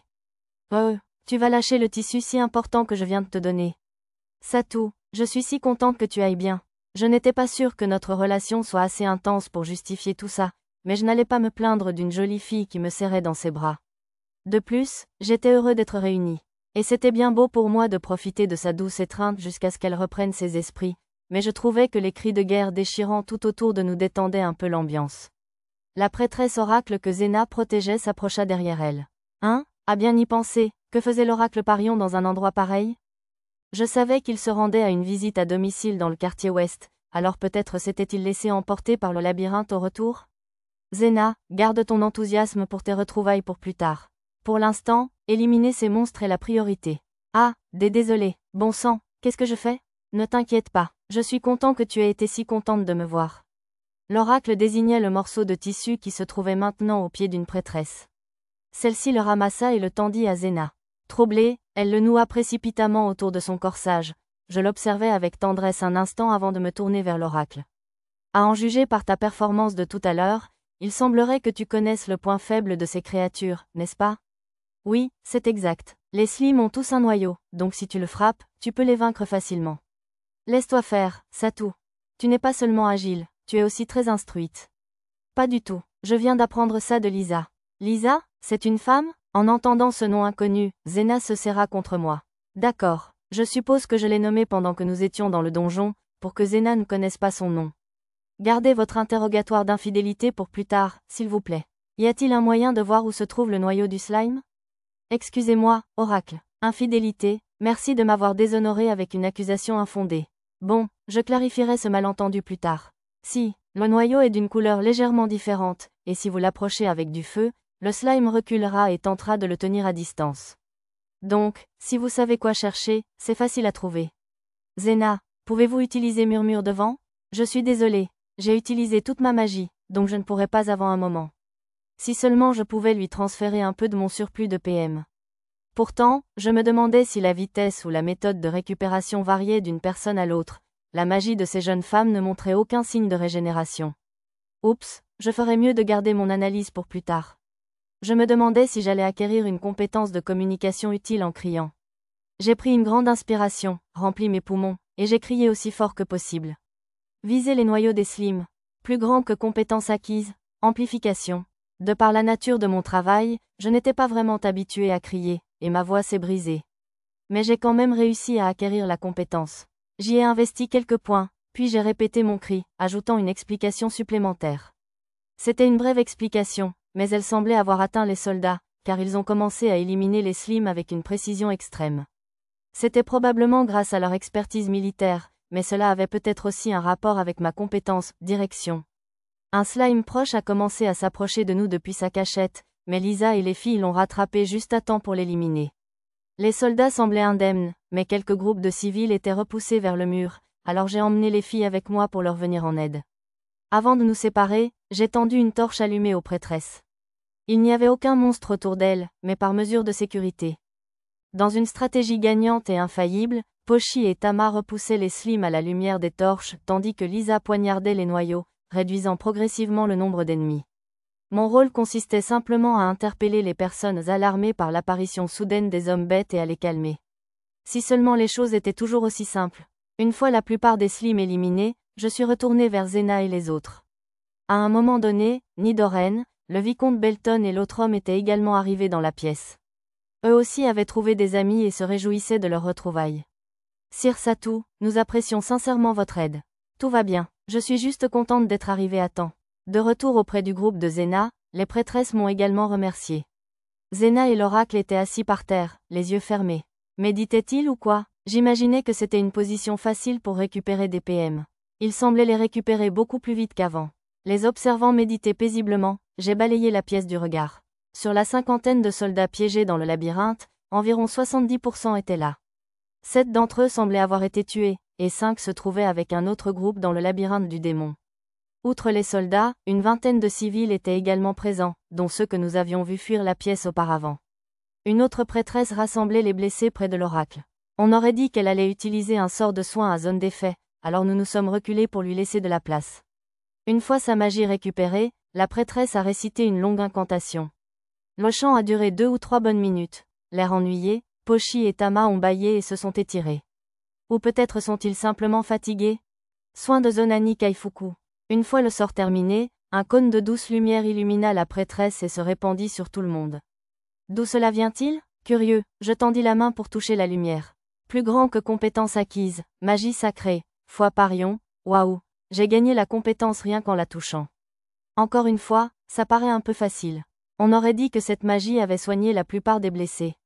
La prêtresse oracle semblait avoir utilisé la plupart de ses PM avec ce sort, alors ses compagnes prêtresses se mirent à lancer des sorts de soins supplémentaires sur celles qui en avaient besoin. Sa méditation terminée, Zena se passa les doigts dans les cheveux en me parlant. Je suis vraiment contente que tu ailles bien. Eh bien, ces filles m'ont été d'une grande aide. Je présentai à nouveau les hommes bêtes à Zena, soulagée. Ah, les enfants demi-humains de la place. Je m'appelle Pochi, Tama. Je m'appelle Lisa. Timidement, Pochi et Tama se présentèrent aussi brièvement que possible et se cachèrent derrière mes jambes. Seule Lisa semblait se souvenir que Zena les avait déjà défendus. Nous vous sommes extrêmement reconnaissants de nous avoir protégés de ces pierres à la surface. Sans votre sorcellerie, je doute que ces enfants et moi aurions survécu longtemps. Merci beaucoup. Lisa s'inclina profondément en remerciant Zena. Se souvenant apparemment des paroles de Lisa, Pochi et Tama surgirent derrière moi et s'inclinèrent. Merci, madame. Zena ricana. De rien. Curieusement, les filles m'utilisèrent à nouveau comme bouclier après l'avoir remercié. Oh, c'est vrai, Satou. La sortie n'est peut-être pas loin de cette pièce. Vraiment? Tu as trouvé ça par magie? Oui, j'ai un sort appelé chemin de recherche qui permet d'obtenir des informations grâce au flux d'air. Me dit Zena dans un murmure. Mais voyez-vous, comme il est basé sur l'air, il est difficile de dire s'il provient d'un chemin accessible aux humains. Un éclaireur enquête en ce moment, alors il va falloir attendre encore un peu. Bien sûr, alors espérons de bonnes nouvelles. Apparemment, juste après le départ de l'éclaireur, les slimes étaient tombés du plafond, et c'est ainsi que tout avait commencé. Pendant que nous attendions, j'observais la pièce autour de nous. Les civils s'étaient rassemblés dans un coin pour se reposer. Le vicomte semblait discuter avec ce qui semblait être le capitaine de l'unité. Peut-être que la prochaine fois, tu pourras faire quelque chose d'utile avec ta magie du feu. Il semblait qu'au-delà de cette pièce se trouvait un long passage menant à la sortie, mais il y avait un petit problème. Comme dans le piège d'un maître de donjon dérangé, il y avait une salle des squelettes à mi-chemin, dans un endroit incontournable. Les soldats et la magie du vicomte pouvaient probablement éliminer la trentaine de squelettes entre les niveaux 10 et 15, mais il y avait 3 ennemis plus redoutables, un chevalier squelette de niveau 30, un guerrier squelette et une faux mortelle squelette. La faux mortelle, en particulier, semblait avoir une attaque mortelle instantanée que nous ne pouvions pas nous permettre d'ignorer. Si nous disposions d'une technique de type « repousser les morts vivants », purifiant les créatures maléfiques, comme dans un jeu, nous pourrions facilement vaincre cette attaque. Stratégiquement, la meilleure stratégie était probablement d'attendre que l'oracle et les prêtresses récupèrent leur magie. L'éclaireur envoyé en avant pour explorer le chemin revint bientôt et rapporta au capitaine les mêmes informations que moi. Le capitaine rassembla son meilleur état-major, les prêtresses et le vicomte pour élaborer une stratégie. Pochi et Tama semblaient là d'attendre et commençaient à s'assoupir, alors je les laissai faire une petite sieste sur mes genoux. Lisa, elle aussi, se reposa un moment à mes côtés. Puis, après les explications du capitaine, le combat commença. Nous fûmes tenus à l'écart. La stratégie du groupe consistait à réduire les PV des squelettes grâce à la magie du vicomte, à utiliser celle de Zena pour démanteler les ennemis, puis à les attirer un par un dans la salle où nous nous trouvions pour les achever. Il semblait qu'ils utilisaient l'étroit couloir pour créer une situation de combat à un contre plusieurs en leur faveur. 3 prêtresses soutenaient les soldats par derrière, utilisant un sort de repousser les morts vivants. Les civils avaient été déplacés dans une salle plus petite, et ceux capables de se battre, comme les chasseurs et les gardes des marchands, patrouillaient dans le couloir pour protéger la pièce des monstres. Nous avions également été évacués, mais nous nous apprêtions à partir. C'était grâce à un groupe d'hommes qui semblait être amis avec celui que nous avions secouru auparavant, et qui agaçait les hommes bêtes par leurs railleries et leurs plaintes. Nidoren, le marchand d'esclaves, et ses amis réprimandèrent le groupe pour nous, mais tant qu'à être coincés dans un environnement hostile, autant être près du champ de bataille. Peut-être parce qu'elle lui avait sauvé la vie, le jeune homme lui-même ne disait rien de mal des filles. Il essayait sans conviction de changer de sujet, mais cela ne servait à rien. J'ai remercié Nidoren et ses amis, et nous sommes partis nous poster près de l'entrée du champ de bataille. De là, j'avais une bonne vue sur la scène à l'intérieur de la grande salle. Le chemin menant à la salle des squelettes, plus loin, devait être rectiligne, car je pouvais voir la faible lueur rouge du feu balayer la zone. Les voilà, lances prêtes. Sur ordre du chef d'escouade, le groupe de soldats se mit en formation, baissant leurs lances. Ensuite, Zena et le vicomte, envoyés en avant pour prendre de l'avance avec leur magie, revinrent en bondissant dans la salle, suivis de près par un chevalier en armure légère. Juste derrière lui se trouvait un énorme groupe de soldats squelettes. 2 chevaliers en armure lourde formaient une barrière devant le passage, stoppant l'avancée des squelettes. Lanciers, ne les poignardez pas, frappez-les. Sur ordre du chef d'escouade, d'innombrables lances s'abattirent sur les squelettes, réduisant progressivement leur PV. Puis les prêtresses lancèrent leur sort de purification, les achevant. Leur résistance à la magie avait dû être réduite lorsqu'il était au plus bas. 2 des plus gros arrivent. Capitaine Kiguri, on compte sur vous. Ah, Bouza, pouvez-vous en prendre un?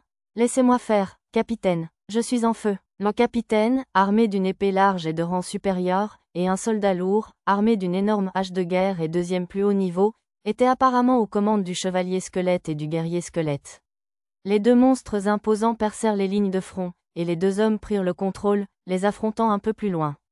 Ils échangèrent des coups furieux, l'épée large du capitaine contre le bouclier du chevalier squelette, et la hache de guerre du soldat impétueux contre la massue du guerrier squelette.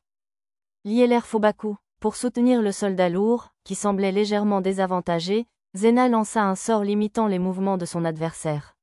Le vicomte se tenait debout, les bras croisés, l'air résolument suffisant, mais il ne semblait pas prêt à réagir. Transforme Juka, le mort-vivant. La magie purificatrice de l'oracle entra en action.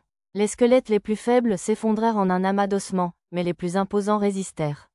Malgré tout, cela semblait les avoir fait tressaillir, si bien que le cours de la bataille commençait à tourner. TCH. Attention au noir. Sa faux peut transpercer les boucliers. Un torrent de bruit et un jet de sang jaillirent des lignes de front. La faux mortelle du squelette était de la même hauteur que le menu fretin, mais ses os étaient d'un noir pur. Sa faux était identique à celle que la mort elle-même porte en image. Non conçue pour le combat, elle pouvait percer les boucliers et les armures comme du papier. Les chevaliers qui composaient les lignes de front étaient plus de 10 niveaux plus bas que la faux mortelle. Si les choses continuaient ainsi, l'avant-garde semblait vouée à l'effondrement. Je sortis une petite pièce de monnaie de ma poche et la tripotai. J'attendis le moment où la faux de la mort brandirait son arme et où les lanciers s'éloigneraient, puis lançai la pièce sur le monstre. Ma cible était la cheville du squelette. Grâce à mes compétences lancer et tir, je touchai directement la minuscule cible à une bonne vingtaine de mètres. Comme j'avais synchronisé le mouvement avec l'attaque du squelette, l'élan de son coup fit s'écraser le monstre au sol. Aux yeux des soldats qui le combattaient, il aurait dû simplement passer pour un coup trop violent. Ne laissant pas passer cette occasion, soldats et chevaliers déversèrent une pluie de masses et de manches de lance, détruisant le bras qui tenait la lame. Sans perdre une seconde, l'oracle intervint avec sa magie purificatrice, réduisant la faux de la mort noire en un amas de fragments d'os blancs. De là, malgré une partie serrée, l'armée parvint à éliminer le reste des squelettes sans une seule perte humaine. Avec les personnes qui s'étaient réfugiées, nous nous dirigeâmes vers la salle des squelettes. Cette pièce était encore plus grande que la précédente. Elle était à peu près aussi grande que 2 gymnases réunis. L'espace était entièrement constitué de roches nues, dont les dénivelés naturels rendaient la marche difficile. Il faisait trop sombre pour voir le plafond, mais il semblait se trouver à une quinzaine de mètres de hauteur. Sur le chemin du retour à la surface, une lourde porte métallique bloquait le passage. Elle était verrouillée, et personne ne semblait pouvoir l'ouvrir. Les chevaliers tentèrent de la détruire à coups de massue et de masse, mais tout cela ne produisit qu'un vacarme assourdissant et inutile. Pochi et Tama se bouchèrent les oreilles, recroquevillés de mécontentement. Le vacarme continua un moment, mais ils finirent par abandonner et accepter de devoir recourir à la magie. Vicomte Belton, Zena, l'un de vous peut-il le détruire? Ma magie de flamme pourrait facilement s'en charger, mais je préfère laisser ça aux mains du jeune homme. Aime ma magie? Le marteau d'air de Zena ne fit que soulever la terre autour de la porte, sans faire bouger le lourd métal d'un pouce. L'air ne pèse rien, il n'est donc probablement pas très efficace contre les objets solides. Je la réconforterai plus tard. Ensuite, le vicomte essaya son sort langue de feu, mais il ne fit que brûler la surface. Inconsciente de la morosité grandissante du groupe, Tama tira sur ma manche pour me faire son dernier rapport. Maître, ce muret. Bizarre. Regardant dans la direction qu'elle indiquait, il y avait effectivement une partie du mur qui semblait déplacée. En consultant ma carte, je vis qu'il s'agissait d'une porte secrète. Il semblait s'agir du haut du puits où j'avais jeté la bête morte vivante près du repère de l'araignée. Bien vu, Tama. Je lui caressai la tête et lui gratta les oreilles de chat. Bien sûr, Pochi semblait oublier, alors je l'ai caressé de l'autre main. Et bien sûr, j'ai ébouriffé ses oreilles de chien. Pendant que j'étais absorbé par cette tâche, un nouveau signal ennemi est apparu sur mon radar. Mais ce que j'entendis des soldats et des marchands qui enquêtaient dans les environs, ce furent des acclamations de joie, pas des cris. Que se passe-t-il? Perplexe, je regardais dans cette direction tout en vérifiant la véritable forme du monstre sur ma carte. Tiens, il y a un coffre au trésor ici. Oh, j'ai entendu dire qu'ils apparaissent parfois dans les donjons. Il est à moi, je l'ai trouvé en premier. Soudain, l'affirmation odieuse de l'homme se transforma en cri. Oh, dire que vous êtes si nombreux à être arrivés jusqu'ici. Impressionnant. Devant nous se trouvait le démon oculaire qui nous avait entraînés dans le labyrinthe. Je le croyais absent, mais il se camouflait juste. Tout le monde, en position. On va former une attaque à 3, pas un cercle. Cette chose peut utiliser la magie. Vicomte, Zena, on aura besoin de vous en défense. Le capitaine passa à l'action, ordonnant aux troupes de se mettre en formation. Zena lança protection contre le vent et coussin d'air coup sur coup. L'oracle et ses prêtresses avaient dû utiliser toute leur magie, car elles se réfugièrent rapidement dans un coin. Je savais que tu viendrais, démon. Malheureusement pour toi, tu n'as aucune défense contre ma magie de flamme. Je vais utiliser la perche de souffle. Fais-moi gagner du temps. Oh là là, je pensais que ce type était juste radin en magie, mais je suppose qu'il la réservait pour une rencontre avec un démon. Je me suis excusé auprès du vicomte, reconsidérant un peu mon opinion sur lui. Le démon hurla et des sphères noires apparurent tout autour de lui. Elles l'encerclaient, repoussant tous les chevaliers qui tentaient de l'approcher. La magie humaine est trop lente. Je m'ennuie. Son œil géant cligna un instant. Qu'est-ce que c'était? Quelque chose me parut étrange pendant un instant. Plus grand que compétence acquise, résistance au mauvais œil, je jetai un coup d'œil à mon journal et remarquai que j'avais acquis une nouvelle compétence. En regardant autour de moi, je vis que les personnes qui se trouvaient juste devant l'œil avaient maintenant le statut charmé. Même les filles bêtes n'avaient apparemment pas résisté. Maître, c'est incroyable, monsieur. Tant de viande, monsieur. Je vais la manger. Pochi, Tama, il faut chasser autant que possible pour le maître. Elle devait halluciner, pensant que les soldats autour d'elle étaient du poulet rôti et du bœuf, ou quelque chose comme ça. Je me suis senti mal de les voir si heureux, mais j'ai dû les assommer rapidement d'un revers de main et les porter dans un coin de la pièce. Cet endroit était à l'ombre d'un gros rocher, elle devrait donc être en sécurité même si le démon lançait un puissant sort de zone. Les soldats charmés attaquaient leurs camarades, mais ils étaient suffisamment inférieurs en nombre pour éviter un bain de sang massif. À cet instant, le capitaine et le soldat lourd, fous de combat, étaient aux prises avec le monstre oculaire. Les sphères noires ont cependant intercepté les coups de leur épée large et de leur hache de guerre, les empêchant d'atteindre le monstre lui-même. Zena était un peu plus loin, utilisant une magie de soutien, mais il ne lui restait apparemment plus beaucoup de PM. Imbécile d'humain, entretuez-vous. Moi, heureux, ricana le démon, visiblement ravi du chaos. Ses paroles se terminèrent par un nouveau hurlement, et son corps s'illumina d'un rouge sombre. Enfin, le vicomte Belton termina son incantation, et une colonne de flammes jaillit sous ses pieds. Démons immondes, nous, les humains, ne laisserons pas les vôtres nous piétiner indéfiniment. Mais comme pour se moquer de la réplique mièvre du vicomte brandissant son bâton, son œil vacilla froidement au milieu des flammes. Une fenêtre d'art affichait « Dégâts de feu réduits de 75%. Il avait dû utiliser un sort de défense juste avant l'attaque. Comme le démon lui-même l'avait dit, la incantation était si longue qu'il était probablement facile de s'en défendre à temps. Quelle sournoiserie! Chaud, chaud! Il fait bon et chaud. Moi, bien au chaud. Quoi? La magie intermédiaire ne marche pas sur lui? Ça ne marche pas? Bien sûr que ça a marché. Moi, gentil. Effectivement, la barre de vie du démon avait diminué, mais d'une infime fraction. Ah, que ton désespoir est bon. Moi, ravi. À ce rythme, ce n'était qu'une question de temps avant que quelqu'un ne se fasse tuer. Zena disait que les démons de bas niveau étaient aussi forts qu'une viverne, mais celui-ci est définitivement plus coriace. Je vais devoir me battre, même si je dois me faire remarquer. Exhiber mes pouvoirs surhumains pourrait me mettre à la poursuite de toute la ville de Seriou, mais je ne peux pas rester les bras croisés et laisser Zena mourir. Juste au moment où j'avais pris cette décision, des cris retentirent dans l'autre pièce, comme pour entamer ma détermination. En me tournant vers le passage, je vis Nidoren et les autres courir vers nous, suivis d'une bête morte vivante ensanglantée. Zut! J'étais tellement absorbé par ce qui se passait devant moi que j'avais oublié de surveiller mon radar. Me donnant un coup de pied, j'ai ramassé une pierre devant moi et l'ai lancée au visage du monstre. Si je ne l'ai pas achevé d'un seul coup, c'est uniquement pour pouvoir l'utiliser. La bête morte vivante tourna ses orbites vides vers moi et ignora l'homme d'âge mûr qu'elle s'apprêtait à écraser, préférant s'avancer vers moi. Du coin de l'œil, je vis l'expression choquée de Zena. Satou, j'arrêtai la charge de la bête morte vivante des deux mains, et son élan nous projeta tous deux contre le mur, derrière lequel se trouvait le passage secret. Le mur fragile s'effondra, et la bête et moi fûmes engloutis par les ténèbres. Zena, reste en position. Non, lâche-moi. Satou, Satou. Le cri de Zena s'éteignit tandis que je sombrais dans l'abîme. Désolé, Zena, tu me gronderas plus tard. J'étais tombé dans le trou derrière la porte secrète. Ça aurait été un calvaire de revenir sur le champ de bataille à 30 mètres de profondeur, alors je m'étais agrippé à un rebord à environ 5 mètres de profondeur et me suis hissé dans une petite pièce. Normalement, ce genre de mouvement acrobatique n'aurait abouti qu'à quelques doigts cassés, mais mon corps amélioré était capable de faire des choses ridicules. Le monstre mort-vivant s'était retrouvé dans la pièce avec moi, alors j'ai enfin pu ressortir une de mes épées sacrées.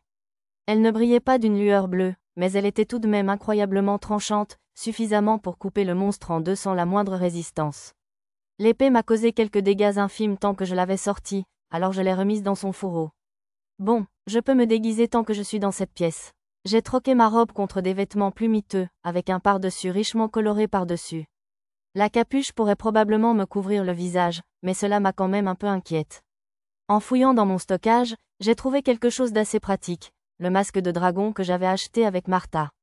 Elle m'avait dit que ce masque argenté avait été très populaire l'année dernière, ce qui signifiait qu'il ne pourrait pas le retrouver. J'ai aussi mis la perruque blonde que j'avais achetée. Super, je suis fin prêt. J'ai couru comme un éclair dans le passage, retournant au champ de bataille. Dans la pièce précédant la salle des squelettes, une bande de monstres faibles, peut-être invoqués par le démon, pressait les chasseurs et les gardes qui luttaient désespérément pour protéger l'entrée de la plus petite pièce où les autres étaient cachés. Je me suis assuré qu'il n'y avait personne dans le passage, puis j'ai pris un rocher dans le stockage et je l'ai fait rouler. La masse écrasante a écrasé les monstres. Plus grand que Titraki, impitoyable, je me suis assuré que l'attaque avait éliminé tous les ennemis, puis j'ai bondi devant les chasseurs et les gardes assommés et me suis dirigé vers la salle des squelettes. Le combat contre le démon continuait sans relâche. Pendant les quelques minutes d'absence, plusieurs soldats avaient été grièvement blessés, mais Zena semblait indemne. Les filles bêtes étaient toujours inconscientes dans un coin, mais elles allaient bien aussi. Grâce à ce qui était probablement la magie du vicomte, un cercle de flammes autour du globe oculaire rendit le combat rapproché impossible. Je lançai une autre pierre du stockage au centre de l'œil géant du démon. Gu, qu'est-ce que c'était? Je suis surpris. Arrête de déconner, on n'a pas besoin de l'aide d'un taré masqué comme toi. Oh là là, j'ai été rejeté? Porter le masque argenté du festival pour cacher mon identité avait apparemment échoué. Le démon hurla, et un écran noir transparent apparut devant lui. Je lançai légèrement une pierre, mais juste devant l'écran, il perdit soudain tout élan et tomba au sol, indemne. Ce devait être une défense magique contre les projectiles.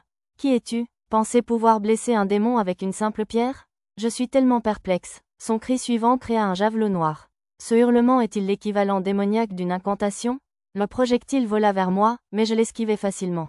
Il se déplaçait à une vitesse assez élevée, mais ma compétence évasion m'a peut-être aidé au bon moment. Pendant que je le distrayais, la lance de flamme du vicomte et le javelot sacré de la prêtresse l'atteignirent en plein dans la tempe, réduisant considérablement ses PV. Au même moment, l'épée large du capitaine et la hache de guerre du soldat lourd le percutèrent de l'autre côté. La hache ne fit aucun dégât, mais l'épée devait être une arme magique, car elle lui enleva une nouvelle partie de ses PV. Ah argue, je vais être vaincu par des humains? Des humains? Je suis gêné. Un cercle magique apparut au pied du démon. Il va lancer un sort. Tout le monde, en position défensive. Sur l'avertissement du capitaine, les soldats se réfugièrent derrière des rochers proches. Dans un jeu, ce serait le moment d'attaquer le démon de front de toutes mes forces pour tenter de l'achever, mais en réalité, je suppose que limiter les dégâts était plus important. Charger le démon ici équivaudrait probablement à essayer d'éteindre une mèche de dynamite avant qu'elle n'explose. Pourtant, j'ai senti que je devais saisir cette occasion pour l'achever, alors j'ai sorti l'épée sacrée à ma taille et j'ai chargé. Malheureusement, quelque chose est tombé du plafond et m'a atterri dessus, m'empêchant d'avancer. Plus grand que compétence acquise, magie noire, démon, plus grand que compétence acquise.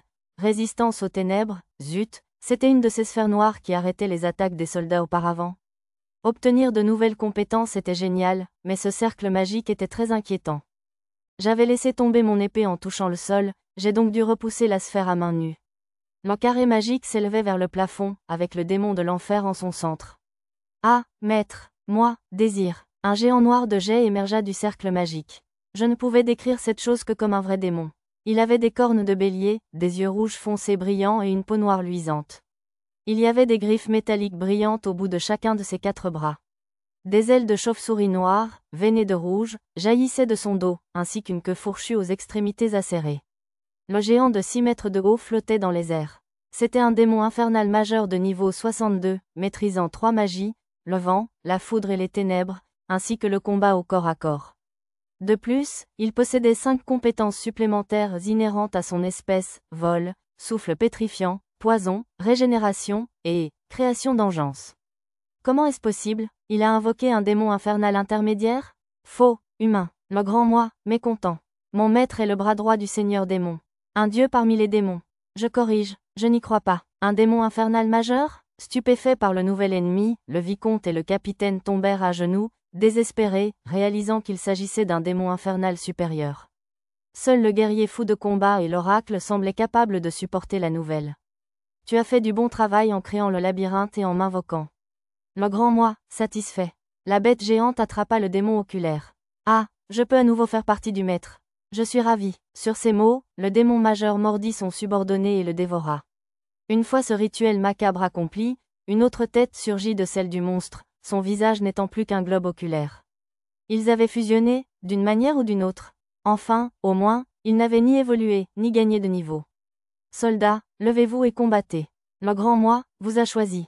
Un hurlement se superposa à la voix de la créature, apparemment venant de la nouvelle tête. Des vents qui feraient pâlir un ouragan s'élevèrent dans la pièce, projetant les soldats contre le mur.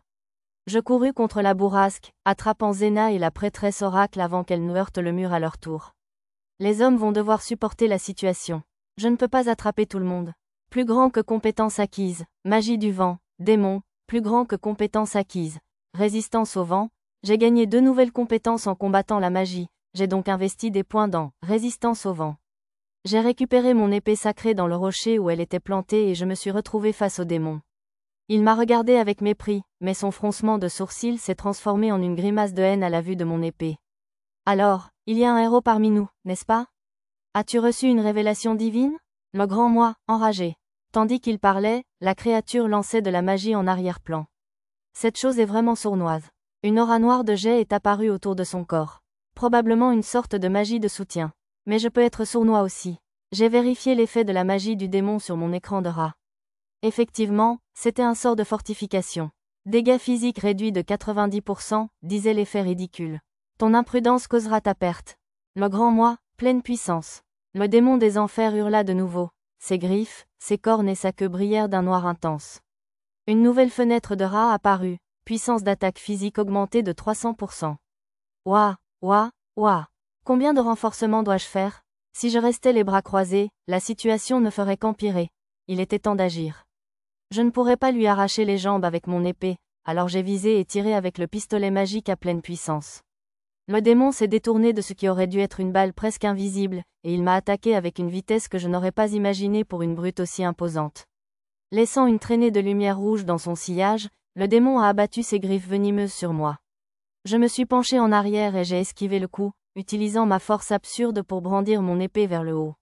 Mais l'attaque a à peine effleuré la peau du démon des enfers. Je pensais être habitué au combat maintenant avec toutes les exterminations de monstres que nous avions commises, mais j'avais apparemment encore du chemin à faire. Qu'est-ce qui ne va pas, héros? Tu n'es pas doué avec ton épée sacrée? Le grand moi, déçu. La petite égratignure que je lui avais infligée a guéri en un clin d'œil. Je suppose que l'oracle avait raison. Sans le titre de héros, je ne peux pas utiliser l'épée sacrée à sa pleine puissance. J'ai continué à esquiver ses attaques et à contre-attaquer, mais le démon a esquivé mes balles magiques, et mon épée l'a à peine égratignée, donc je n'ai pas infligé beaucoup de dégâts. Et puis, apparemment las de mes efforts, il m'a lancé une attaque de foudre. Je n'ai pas eu le temps de l'esquiver, alors la foudre m'a frappé de plein fouet. Plus grand que compétence acquise, magie de la foudre, démon, plus grand que compétence acquise, résistance à la foudre, plus grand que compétence acquise, résistance à la paralysie, aïe, j'ai les mains et les pieds qui picotent. Si je devais comparer cela à quelque chose, je dirais que c'était comme une forme plus extrême de fourmillement dans les membres après être resté agenouillé pendant un long moment. En vérifiant ma jauge de PV, j'ai vu que j'avais subi environ 5 points de dégâts. J'ai essayé d'esquiver les griffes du démon qui fonçaient sur moi, mais mes membres étaient encore un peu engourdis, donc j'étais arrivé une seconde trop tard. J'ai bloqué avec mon épée, mais elle a quand même réussi à m'effleurer l'épaule. Plus grand que compétence acquise, résistance au poison, plus grand que compétence acquise, résistance aux maladies, plus grand que compétence acquise, résistance à la décomposition, combien d'états pouvez-vous infliger avec une seule attaque? Heureusement, j'ai semblé y avoir résisté tous, car rien d'étrange n'est arrivé à mon corps. Mettant de la distance entre le démon et moi, j'ai canalisé des points dans mes nouvelles compétences. Tu es robuste pour un humain. Le grand moi, impressionné. Mais apparemment, survivre à toutes ces attaques et conditions m'avait rendu un peu trop confiant. Le démon a soufflé une bouffée d'air gris qui a rampé sur mon côté gauche. La surface de mon corps a commencé à se croûter. J'ai sorti une cape du stockage pour me protéger du reste du souffle de pétrification. Plus grand que compétence acquise, résistance à la pétrification, j'ai un peu paniqué, mais il semblait que tout ce qui avait durci était mes vêtements et la surface de mon corps. En pliant les doigts à plusieurs reprises, le plâtre s'est détaché, révélant une peau parfaitement lisse. J'ai de la chance d'avoir un niveau bien plus élevé que celui de cette créature. Le démon semblait surpris que son souffle pétrifiant n'ait pas fonctionné sur moi, mais il a détourné mon attention avec des projectiles sombres et des lames de vent, puis s'est jeté sur moi avec ses griffes pendant que j'esquivais en l'air. Mince, j'oubliais, c'est un mauvais coup dans les jeux de combat d'esquiver en l'air, non? La partie pétrifiée de ma robe était fragile et s'est déchirée, exposant mon épaule. J'ai subi des dégâts, mais ma compétence « auto-guérison » a refermé la blessure aussitôt. Si ma robe était un peu ensanglantée, ma jauge de PV était intacte. Malgré tout, il était probablement risqué de perdre trop de sang, alors je ferais mieux de ne pas trop compter sur « auto-guérison ». Le démon a imprudemment tendu la main pour m'attraper, et j'ai saisi cette chance inouïe de lui couper le bras. Hein? Je croyais que ses dégâts physiques étaient réduits de 90%, mais à peine le bras a-t-il touché le sol qu'un nouveau démon des enfers s'est développé à sa place. Le membre sectionné s'est transformé comme une boule d'argile, se transformant en un démon des enfers de moindre envergure. C'est une épée tranchante que tu as là, mais plus tu me découpes, plus je vais créer de démons. Le grand moi, avertissement. Le démon du bras s'est précipité pour attaquer le capitaine et ses soldats. Heureusement, il n'avait aucune compétence magique, il devrait donc pouvoir le maîtriser. Pour leur faciliter la tâche, j'ai utilisé mon pistolet magique pour lui tirer dessus dans les jambes. Peu importe ton talent avec cette épée, tu ne pourras pas me vaincre si tu n'utilises pas toute sa puissance. Le grand moi, dérisoire. C'est donc comme l'oracle l'a dit, seule l'épée sacrée d'un héros peut vaincre un seigneur démon. Zut, la même règle s'applique-t-elle aux démons infernaux majeurs? Mais je n'ai que 2 types de sorts magiques. Zena avait dit que la magie plus faible ne fonctionnerait pas sur les démons infernaux majeurs, donc tir de feu était inutile. Et utiliser pluie de météores était hors de question. Elle pourrait probablement vaincre ce type, mais Zena et les filles bêtes pourraient aussi s'y faire prendre. Même les habitants de Serious City et moi ne nous en sortirions probablement pas indemnes. Tandis que j'étais absorbé par cette pensée, j'ai esquivé les griffes du démon, mais j'ai été frappé de plein fouet par sa queue, m'envoyant voler au sol et percuter le mur opposé. L'impact m'a donné le vertige, et j'ai secoué la tête vivement avant de me relever. Les choses ne feraient qu'empirer si je n'agissais pas rapidement. Mon épée sacrée pouvait trancher le démon, mais non seulement il le guérirait, mais il engendrerait plus d'ennemis. Les deux seuls sorts que j'avais étaient soit trop faibles, soit trop puissants. Et il pouvait esquiver le pistolet magique. Où le pouvait-il? Le grand moi, attaquant. Le démon des enfers m'attaqua d'un coup de pied tombant. Plusieurs tonnes de poids s'écrasèrent sur moi, et des morceaux du sol se dispersèrent partout tandis que j'étais projeté contre le mur. Mince, si je n'avais pas résistance à la douleur, j'aurais certainement perdu connaissance. Marteau d'Erkitsui, lance de flamme Ono no Yari. Javelot sacré Senaru Yari. Juste à ce moment-là, Zena, le vicomte Belton et l'oracle frappèrent le démon des enfers avec leur magie. Il a résisté à la plupart des sorts, il n'a donc pas subi beaucoup de dégâts, mais ils m'ont laissé une brèche plus que suffisante. J'avais laissé tomber le pistolet magique et l'épée sacrée, mais j'avais encore un pistolet magique de secours dans mon stockage. Comment oses-tu interrompre mon plaisir avec ta faible magie? Le grand moi, offensé. Me maintenant toujours immobilisé d'un pied, le monstre a soulevé un rocher à proximité et s'est préparé à le lancer sur Zena et les autres. Comme si j'allais te laisser faire. J'ai sorti le pistolet magique du stockage et j'ai tiré à bout portant. À pleine puissance, bien sûr. Gung, le grand moi, insouciant. Le premier tir a touché le démon, mais il a rapidement abandonné le rocher et a sauté, esquivant ainsi mes autres attaques. Je déteste ce stupide décalage d'une seconde après avoir tiré avec ce truc. Mais les dégâts que j'avais infligés représentaient à peine 1% de ses PV. Il semblait se remettre plus lentement des attaques magiques que des coups d'épée, alors si je pouvais le frapper encore et encore. Je le distrairais avec tir de feu, puis je tirerais à bout portant. Ma jauge de PM semble se régénérer très vite, donc tant que je n'utilise pas pluie de météores ou autre, je ne devrais pas avoir à craindre d'en manquer. Espérant rendre le tir de feu un peu plus puissant, j'ai rangé l'épée sacrée que je venais de récupérer et j'ai sorti un bâton. Le vicomte et Zena les ont utilisés, donc cela doit avoir un effet sur la puissance de la magie. Tu as abandonné l'épée sacrée que tu ne pouvais pas utiliser, n'est-ce pas? Moi, le grand observateur. Le démon était à moitié accroupi à une certaine distance, prêt à esquiver dans n'importe quelle direction. J'ai sélectionné tir de feu dans mon menu magique. Mange ça, boum, une lumière blanche m'a aveuglé la vue, et un rugissement tonitruant a résonné si fort que mes oreilles ont semblé me lâcher un instant. Quand ma vue revint, je vis le démon de l'enfer à moitié carbonisé et fumant, ainsi qu'un énorme trou dans le mur du labyrinthe derrière lui. La surface était encore rouge vif, bouillonnant comme de la lave. Qu'est-ce que c'était? Ah oui, maintenant je m'en souviens.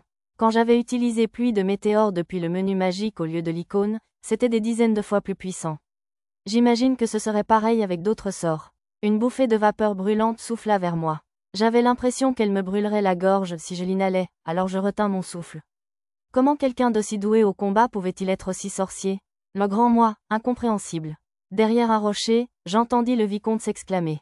Ça ne pouvait être que le sort majeur Javelot écarlate. Non, désolé, c'était juste un tir de feu ultra basique. Mais s'il était aussi puissant, cela le rendrait peut-être plus difficile à utiliser.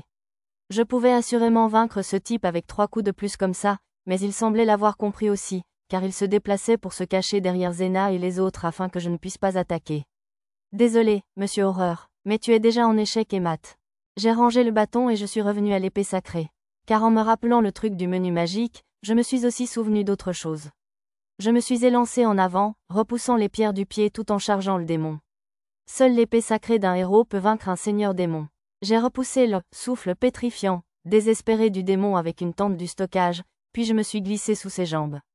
Les grands démons de l'enfer règnent sur les petits démons. Ils sont le bras droit d'un seigneur démon, ils sont même divins. La tente pétrifiée me protégeait de la vue.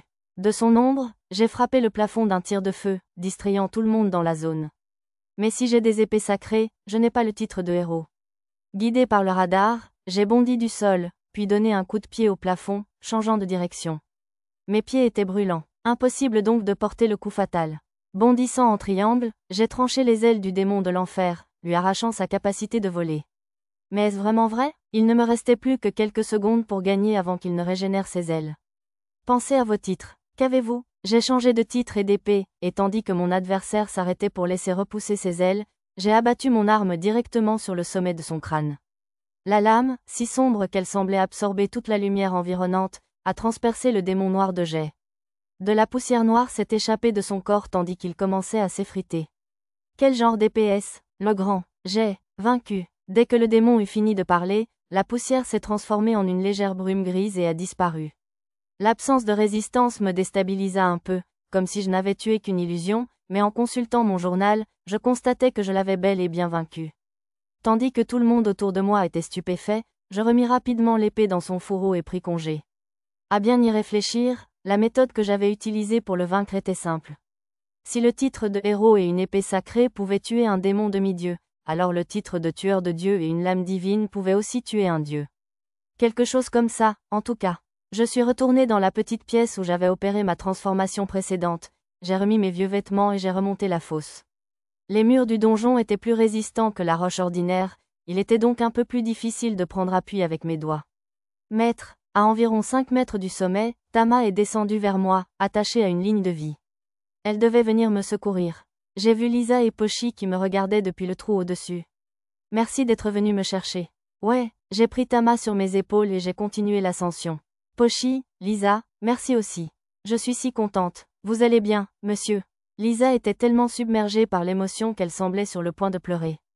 Je lui ai donc tendu un mouchoir propre de mon sac. Pochi et Tama se sont immédiatement agrippés à moi et ont pleuré, voulant peut-être avoir leur propre mouchoir. Bon, d'accord, tant que ce ne sont que des larmes de soulagement, tu peux pleurer autant que tu veux. Zena s'est précipitée vers moi et je lui ai fait signe. Cela ne faisait même pas 2 jours que nous étions coincés dans le labyrinthe, mais on avait l'impression d'y être depuis bien plus longtemps. À un moment donné, j'ai obtenu quelques nouveaux titres. Plus grand que titre acquis, conquérant du labyrinthe, titre acquis, danse avec les démons, titre acquis, tueur de démons, grand, plus grand que titre acquis, héros. Ça n'aurait pas été contre obtenir ce dernier un peu plus tôt, vous savez.